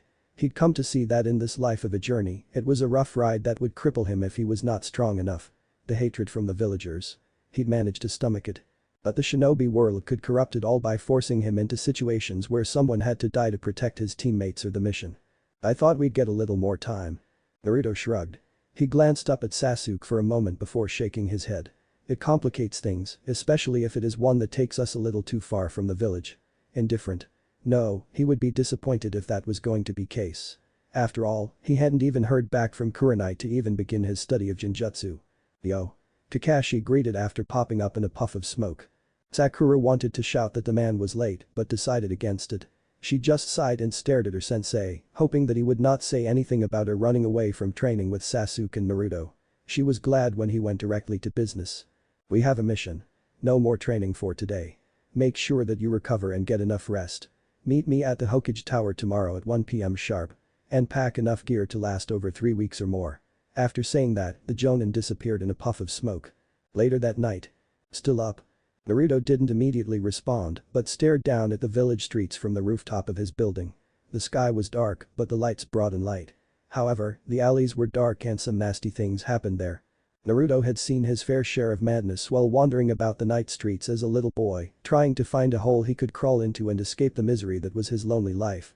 Trying to settle my thoughts. Naruto responded in a quiet tone while glancing at Kakashi through the corner of his eyes. Something troubling you? Did he have that kind of relationship with his sensei? Naruto wondered. The Jonin was a good person. He respected friendship and always taught them to value it more than the mission. Just thinking about the future. Nothing seems as straightforward as it does when you're dreaming as a little kid. You're still a child. Well, by the time you were my age, you were already fighting a war. But, I think I've heard my fair share of troubles. He stared at the streets once more. Searching the night. I actually wanted to talk to you. This late? Kakashi shrugged. Jiraiya-sama told me he spoke to you about signing the summoning contract. He did come to me about it. Kakashi hesitated for a moment. He would rather have Naruto sign the contract, but simply because he knew how beneficial it would be for the team. Jiraiya had other reasons and Naruto most likely suspected this to be the case, hence his refusal. Unlike my summons which only help when tracking, the Toads can work as the 5th and 6th members of the team. They would offer protection and firepower when needed. As the team becomes stronger despite your ranking, we will do dangerous missions. And the Toads can only be useful. Naruto stared at Kakashi with an expressionless mask.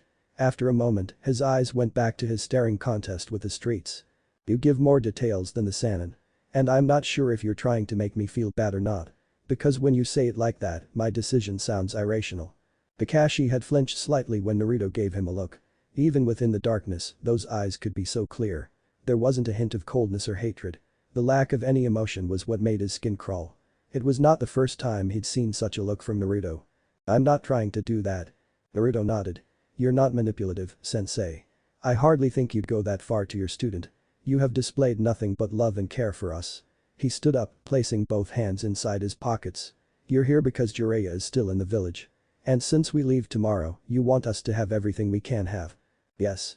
But I'm still not going to sign the contract. I'm still weak, I know this much. And I don't refuse help because I know there is much to learn for me to grow.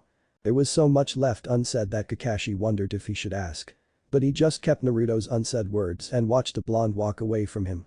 Sakura nervously glanced at the smiling Hokage and then at their sensei. She'd expected to see their client in the office, but they were not here. It was just the four of them and then the Sandame. She shook her head. She had packed everything. There was no need to be nervous, even though this was apparently going to be a long mission. Being away for far too long was normal, but she did hate sleeping in a tent. It was part of being a kunoichi, she just had to get used to it. The Sandame gave Kakashi a scroll and then dismissed them from the office. The three genin went outside and waited for their sensei. Is your team going to be alright? It might get dangerous and since you're going far away, it would be better to be safe. The payment is enough for such measures. Kakashi shook his head. We are fine. Sasuke is able to fight a Chunin on his own. And Naruto can use his shadow clones to overwhelm even a Jonin. Together, they create quite the pair. And that is when he isn't even using Mokuton. I'm sure Naruto and Sasuke can take care of themselves. I've been observing them.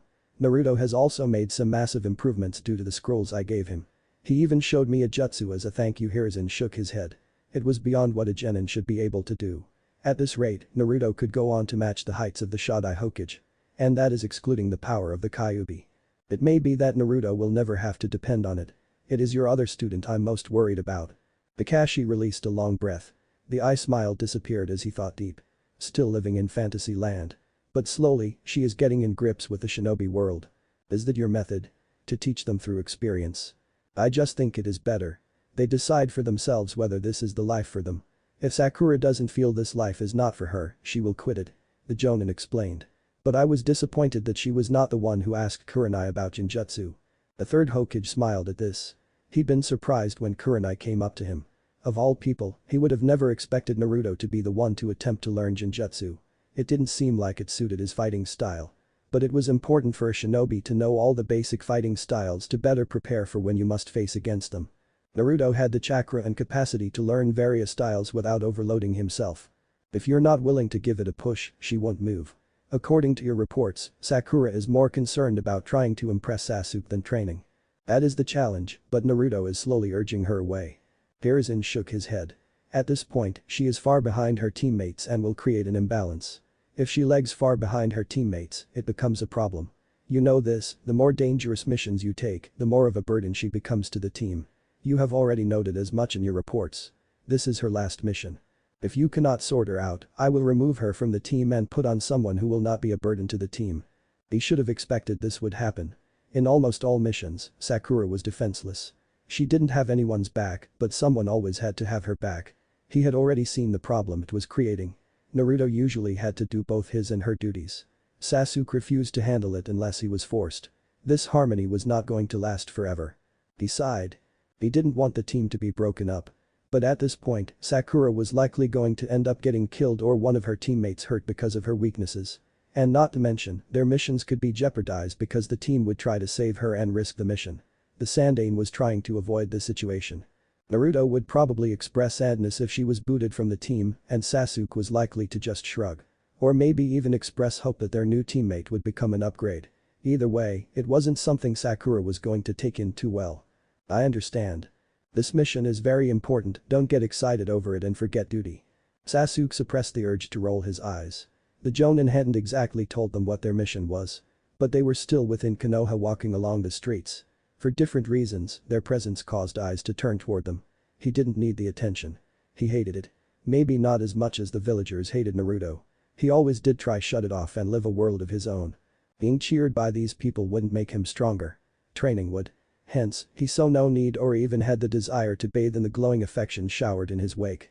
Thinking of this, Sasuke glanced at Naruto.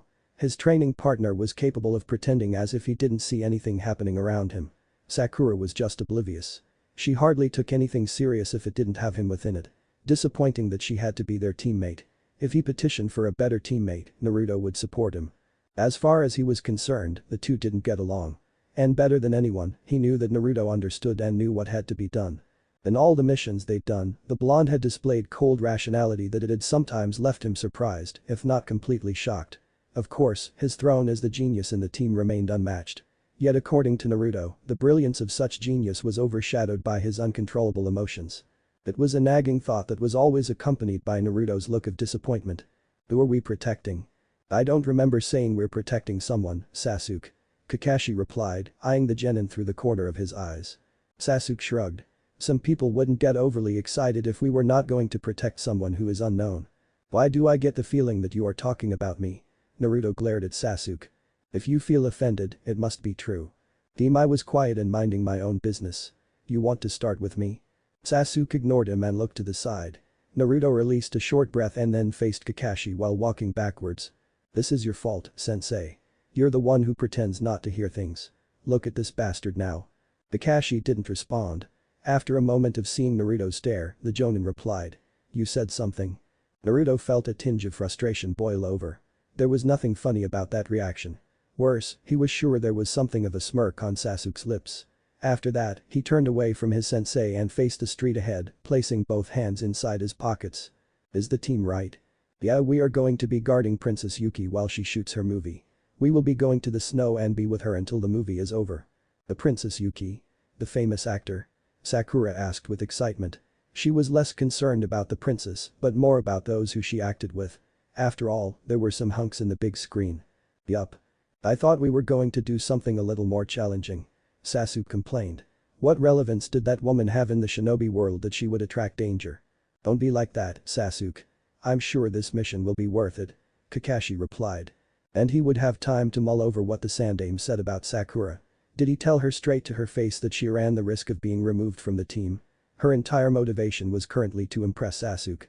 It was an attitude disappointing for a Kunoichi, but he had to find a way to change things. Another teammate would change the team dynamics. He was fine with how things were. Even the bickering. It was nothing dangerous after all. There was no hatred afterward. Yet so often, Kakashi found himself looking at it through a window. A bystander. Even though they were his students. And inwardly, he smiled. His sensei would be disappointed with his performance. You all have to pull your weight. We cannot fail. We will get a bad reputation if something happens while we are guarding her. I can imagine the headlines. Naruto smiled. The famous Sharingan no Kakashi and the last Uchiha failed to protect Princess Yuki. Is this the end of the hidden leaf or was there some motive behind the failure? Worst case scenario, for him that is, the villagers would blame him. They would find some way to lay the blame on him and their biggest cheerleader would no doubt sing the same tune if they pressed her right. Naruto thought Sakura would abandon her family and follow Sasuke if it took that much to be with him. The wonders of an unhealthy obsession. Why do I have to be there and not you? Naruto smiled. I do not exist besides, you're the famous last Uchiha. Me and Sakura are just nobodies. Kakashi's lips twirled upside down under his mask. Those words drove a sharp object on his gut. This was no doubt a response to the villagers' attempt to deny Naruto an existence and presence. They were usually willing to admit his presence for the objectives of their hatred and when something bad has happened. The great Naruto bridge still has some tails wagging with disbelief. If those hardened had the power, they'd petition for the bridge and the wave to be renamed to a proper name, not the name of the thing that killed their loved ones. Not when something bad happens. It was already too late when Kakashi realized he was speaking too loud. He'd meant to think those words. Yet, they didn't attract a negative reaction from Naruto. He merely said. Through that. The acceptance, causality in which he accepted the words bothered Kakashi. But should he? Was it that Naruto had found a way to accept his reality? Either way, all of us must pull our weight. Now there is an emphasis there. Naruto amused himself by trying to imagine Sakura's reaction if he said this was directed to her. Don't, Naruto. Of course, sensei. I don't say things casually that would make us feel uncomfortable before we even leave the village. Kakashi stared at Naruto through the corner of his eyes. Sometimes he felt he should worry. Naruto's choice of words was calculated. He didn't have the same thoughts as Jiraiya. He had grown to know more of the blonde. But it was just how his student was able to read through the mood in almost every situation and act accordingly. This bothered him at times. From observations, the only times Naruto went overboard were of moments he wanted to do something for his amusement. Failing to get anywhere with his thoughts, Kakashi sighed and looked ahead. This was going to be a long mission. Naruto didn't hate being outside of Konoha. He felt free whenever he was bouncing in foreign lands. There was no one staring. No one glaring. He always felt like the weight of the world was off his shoulders.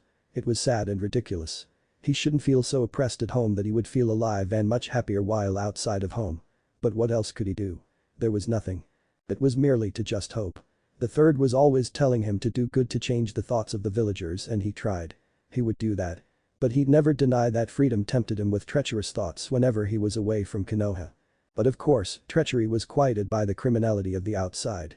While he was in this group, he was happy and free, but he wouldn't have the same thoughts if he was alone and powerless. No matter what, Konoha was his home. Nothing stops you from running. I would even help you by giving you my power to ensure that you don't get caught. The Kyuubi had once told him when he'd been thinking out loud. It was tempting, but he'd denied the devil's enticement. He would fight for his name and existence. One day, he would become what he wanted to become. Maybe he just wanted to be loved. But was that wrong? Who didn't want to be loved? There was no child who didn't want to be loved either by parents or those around him. You're getting too comfortable. Naruto glanced at Kakashi. The Jonin was standing on a tree branch toward his left. Naruto was also sitting on a branch, legs swinging slowly. Below, a worn-out Sakura was trying to recover her breath. A girl with weak stamina and the physical strength of a fresh academy student. Once Sakura was ready, they would continue their journey. Got lost in thought. Be mindful of where we are. Anything can happen. We don't know who could be watching. The fact that they hired us means that they assume there is a problem. Wasn't it like their first mission outside the village? A hard lesson for a mission that was. But the preceding jobs have been easier. They now knew what could happen outside of Konoha. And they have become exposed to the killing intents of other dangerous criminals. There was no more near misses with wetting their pants in fear now. It won't happen again. Kakashi nodded. Something bothering you? Naruto shook his head. I'm just thinking about things. He'd never dare say how he enjoyed being away from Konoha. Though the Sandaime would never admit it, Naruto knew there were such labels called flight risks. If he ever said anything that raised alarms, he would have Anbu watching his every move in the village. It would be unnecessary as Naruto had no intentions of leaving Konoha. But one just could never be trusted so simply with such thoughts. Kakashi smiled sadly. Unpleasant things, it seems. Well, there are a lot of those in my mind. This team is my happy memory. Kakashi trailed off, sensing a murderous intent. This feeling. It was not an average shinobi. How had they even managed to get this close? Naruto was immediately on alert and jumped down, landing next to Sakura. Sasuke did the same. The girl was trembling while pressed against the tree. Naruto couldn't deny that even he felt the sharp bangs of his heart. It was nothing like Zabuza. This was dangerous. Kukikuku. This evil laughter echoing through the trees. It made Naruto's body tense, his intestines cringing.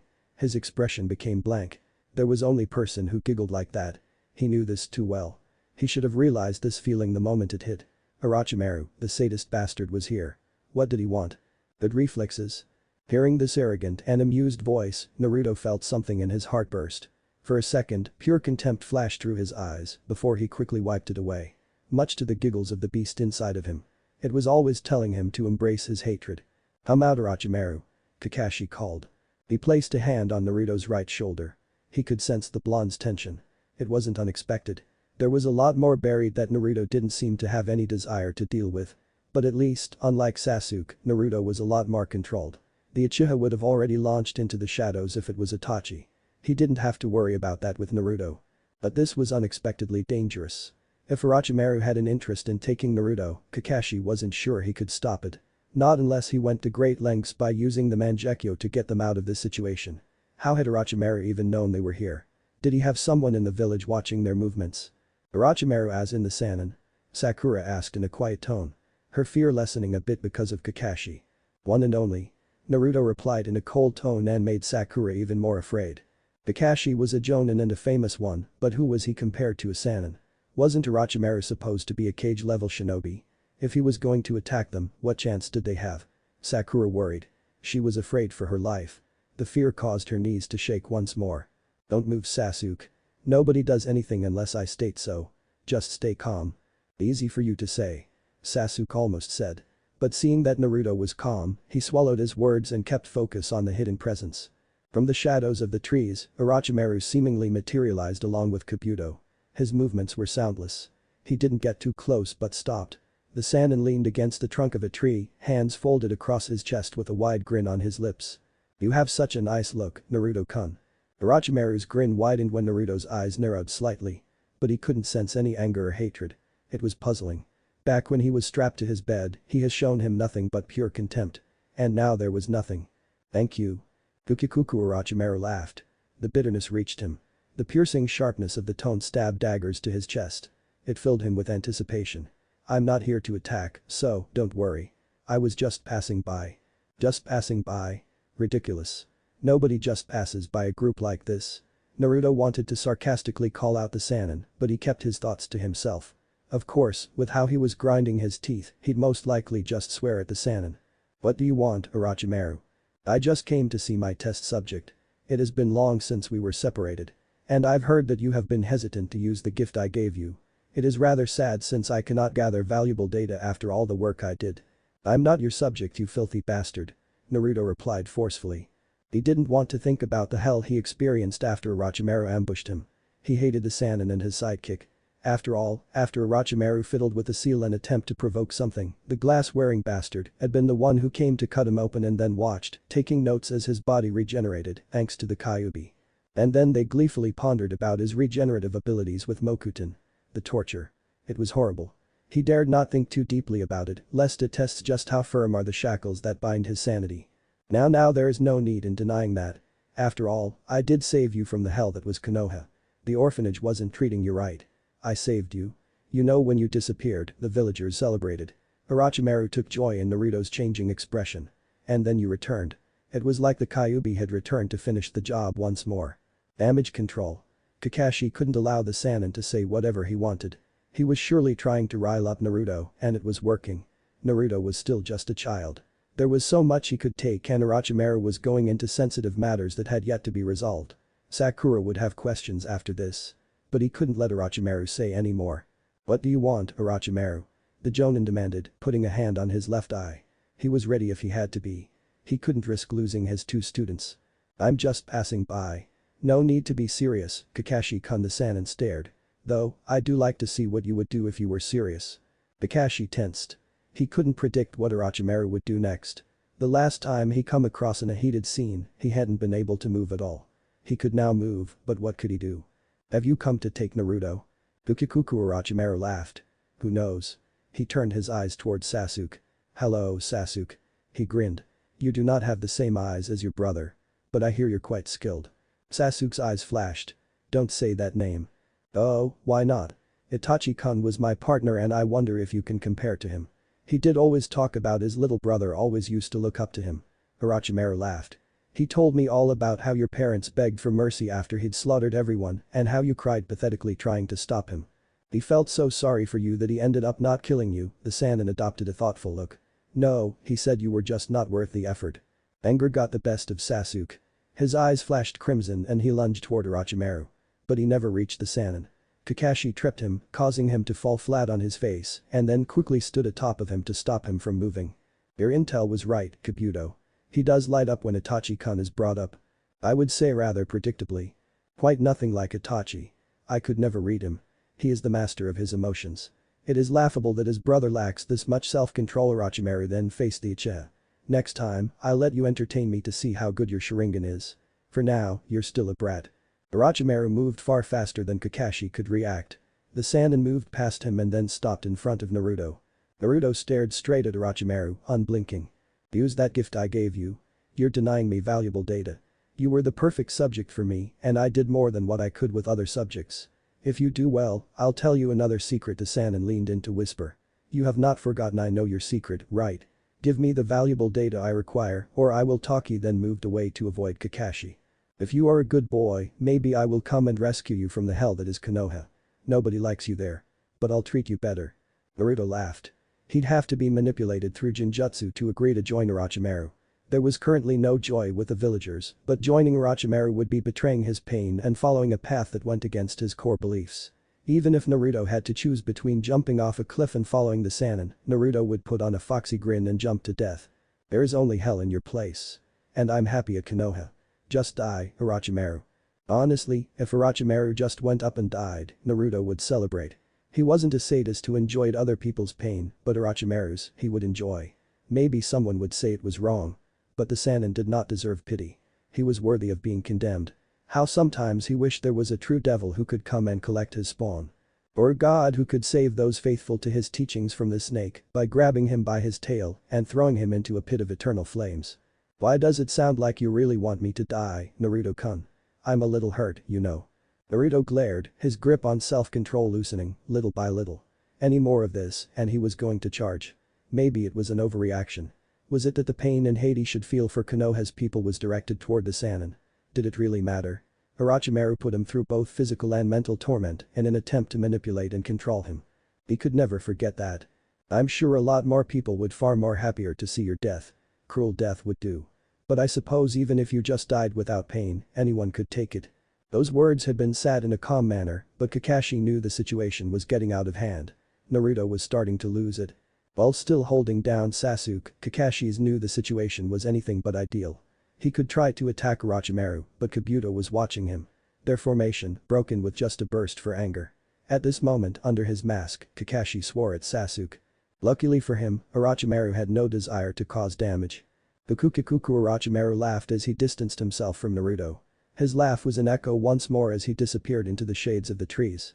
Well then Kabuto bowed and then followed after his master. Once they were gone, Naruto released a long breath, trying to rein in on his emotions. Rarely did he experience such overwhelming contempt. It was a rare feeling. He did have some hatred. It was just buried within him and he didn't want to see it. But Orochimaru threatened to bring out those emotions out to the surface. Once calm, but still mad, he gathered his surroundings. Pathetic. Naruto was stone-faced, staring at Sasuke. The Uchiha responded by shooting daggers at him. He shrugged it off. A little bit of taunt and you readily attack a Sannin without due consideration. I don't need to hear that from you. Sasuke replied harshly. Well, I'm telling you. You need to stop acting like you have loose screws. What if we had a client to protect? By the way things are, you could willingly abandon a client if someone taunted you about Itachi. Get hold of your emotions, Sasuke.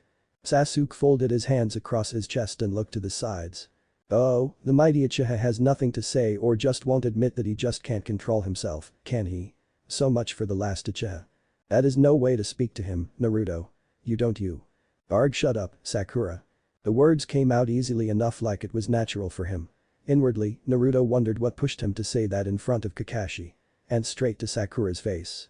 Maybe he was angrier than he liked to admit. If he was, perhaps it was time to deal with his hatred. You have no right to speak in this matter. What Sasuke did was reckless. Kakashi-sensei had to go out of position to stop him. It left both you and me open to attack. As you saw, if that bastard wanted to attack, he could have done it the moment Sensei pinned down Sasuke. You on the other hand need constant protection. We all had to stand and guard you like you were the client. Grow up and learn to protect yourself. There was enough steel in the tone that Sakura had no words to say. Kakashi just sighed, wondering if he should have intervened. But those were words that needed to be said. Naruto wasn't wrong. He just could have said it better. Maybe it would be effective this way. Either way, it was a message that had to be brought up. He did wonder if it would lead to some disruption in the team dynamics.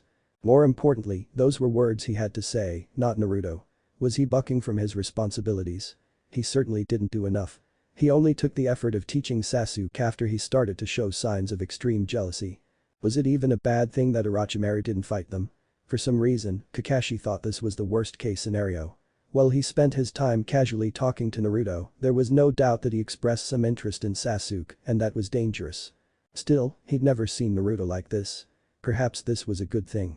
What you tried to do was stupid and reckless, Sasuke. Either Naruto or Sakura could have been hurt because of you. You could have been hurt. This kind of attitude is what disqualifies other shinobi from completing missions. Or even being sent to missions. The Jonin turned to Naruto. Speak better, Naruto. When his eyes turned to Sakura, he felt the energy seep out of him and just shook his head. Naruto took a deep breath and then forced a smile. He truly hated Orochimaru. But he was losing his composure here. It was amazing just how someone's presence could cause such a reaction and force things out. Just now, he really wanted to just sit down and calm his nerves. After a couple of moments, he reined down on his thoughts, slapped himself across the face and faced his teammates. Sorry about my tone, Sakura. He said. I was a little angry. A little? Sasuke wanted to ask. Sakura couldn't say he was wrong. She wanted to shout, but there was something about the way that Kakashi looked at her and then seemed defeated that occupied much of her thoughts. Instead, she just said it was okay and looked to the other side. I'm not going to apologize to you. Naruto said in sharp tone. He was talking to Sasuke. You deserved it. I don't need apologies. But he would not admit he had put the team in danger by acting in the way he did either.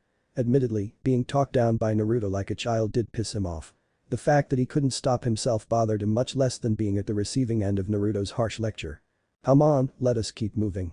Naruto picked up his bag and then flung it over his shoulders. This was going to be a difficult mission. He wasn't going to hold grudges, and the same was for Sasuke, so it would not affect their teamwork. but he couldn't say the same for Sakura. In the end, it wasn't like she was that useful anyway.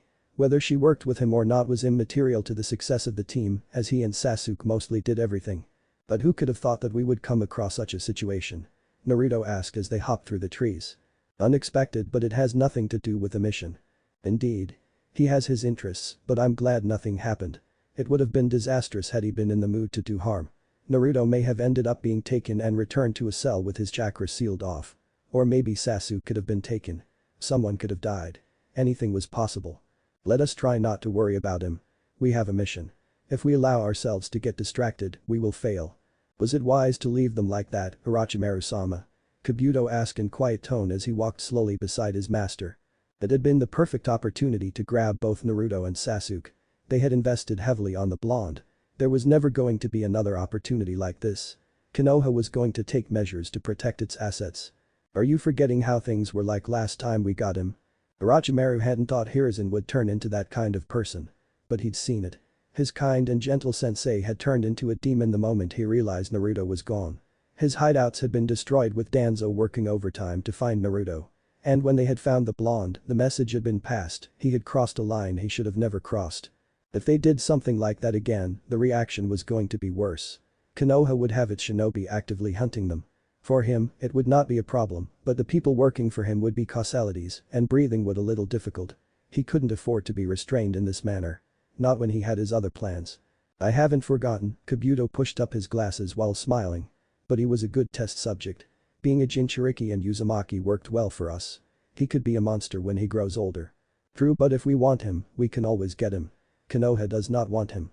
We merely have to push the right buttons. For now, we can let Konoha have him, and if we need him, we could use him. Against Konoha, you mean? Of course, Orochimaru grinned. I'd like to see the look on Sensei's face when Naruto turns on Konoha. It would be something. But Kabuto didn't think it was within the realm of possibilities. His master did have a way with words and convincing people. But Naruto hadn't been willing to listen to them even before. He had no friends then, was betrayed by everyone. And now he had friends. Things were different. He liked to think that his master wasn't ignoring this fact. Or the fact that when Naruto finally snapped, he destroyed their hideout while trying to murder them, and that was what led to Konoha finding Naruto. Sasuke can also be easy to lure. His desire to kill Itachi is as great as said. It would be great if he could get a sample of Naruto's DNA after all the experiments. After all, he'd been able to do much with Naruto because his body could handle it. He hadn't been able to get anything because Konoha had arrived a little too soon after the Kyuubi decided to come out, threatening even his life. He hadn't been able to even see the results of his experiments. If he could acquire Sasuke, he could make some safe modifications. True to Kabuto, there was no one who would suit them like Naruto. He truly was perfect for his subject. And his affinity with Hashirama's cells made things a lot simpler. Maybe the blonde did have an inherent ability to use Mokuton. Orochimaru hadn't been interested in that. Other additions were merely tests in an attempt to see if he could create a clone of the 6 paths. It was too early to tell. But with enough time, he would see if he was successful or not. He is predictable. And lacks control. Which makes taking him now a problem. We also don't want to have Itachi turning his eyes toward us. Orochimaru didn't want to face the older Uchiha. He would not forget the humiliation he faced. Never. He would make sure he gets his revenge against Itachi. For him to be so belittled and told the ninjutsu he has worked hard to acquire was useless had been infuriating. Hagakure. Hiruzen smiled warmly seeing Kurenai walk into his office. The kind-hearted woman had always had a special relationship with him, and he has asked her to do some difficult things. She did what needed to be done. He just hoped he wouldn't be pressing too much and end up breaking her. Hokage-sama. Please it, Kurenai. The Sandaime Hokage pointed at the chair in front of his desk. Kurenai stopped for a moment and then nodded. She hated being the subject of the Sandaime's gaze.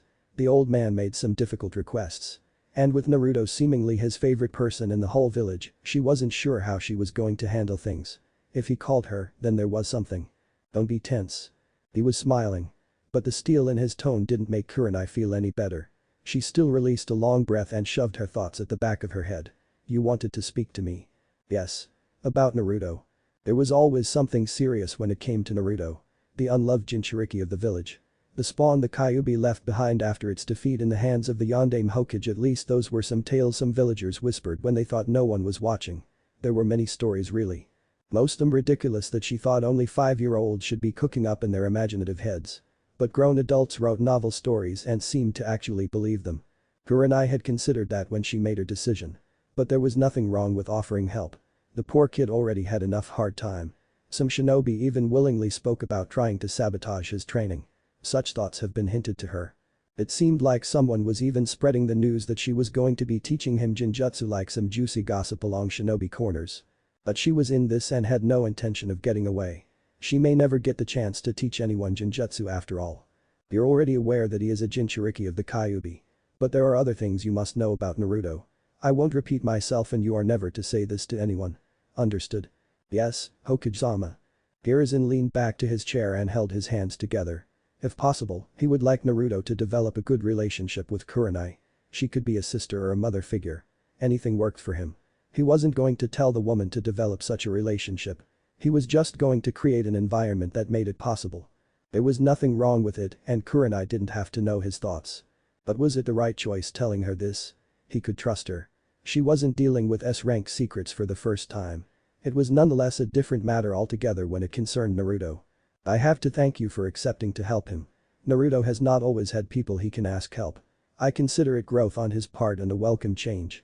The teachers at the academy used to purposefully teach him the wrong things because they hated him. When he realized this, he learned to study for himself. It was difficult since he couldn't even get into the library. Hiruzen shook his head, a road filled with nothing but betrayal. Naruto learned the Kage Bunshin after seeing some jonin use it. It was his safe bet into getting into the library after quick transformation. Because of this, he doesn't willingly accept help unless it's necessary. A tough young life indeed. What kind of a person even denied a child from entering a library? Then again, to many people, he was the Kyuubi. Who would be stupid enough to allow the Bijuu to learn new things? It would only regain its power and destroy them all. It must have taken a lot of courage for him to ask for help. Yes, Hiruzen nodded slowly. I don't expect you to treat him as if he is special. But handle him with care. You are aware that he once disappeared from the village, yes? A mystery that has never been solved by many. No one seemed to know. He was gone from the village streets for a couple of months. Anyone could have noticed. After all, the villagers had started to openly talk about the death of the Kyuubi brat. He had resurfaced once more. But a different kind of person, or so she heard. He disappeared because he was kidnapped by Orochimaru. He was experimented on. It is something that he doesn't talk about, even with me. But he has to deal with it. We never said anything because it would simply make a worse case a little more chaotic. Just how much did the blonde suffer? How was he even sane after all that? Kurenai closed her eyes, trying to digest fully what she'd been told. You want me to help him open about it? Yes. But don't force things. He smiled. Naruto is very observant. It would be best if there are no signs of deceit. I do not wish for him to think he cannot trust anyone and that everyone lies to him. You can tell him that I spoke to you about this. Will he not respond negatively? No, maybe he will show indifference, but not negative emotions. It will be problematic if he finds out we spoke and kept it a secret. Naruto could be complicated in that way, but he was still a person Kurenai could handle, at least he thought that way.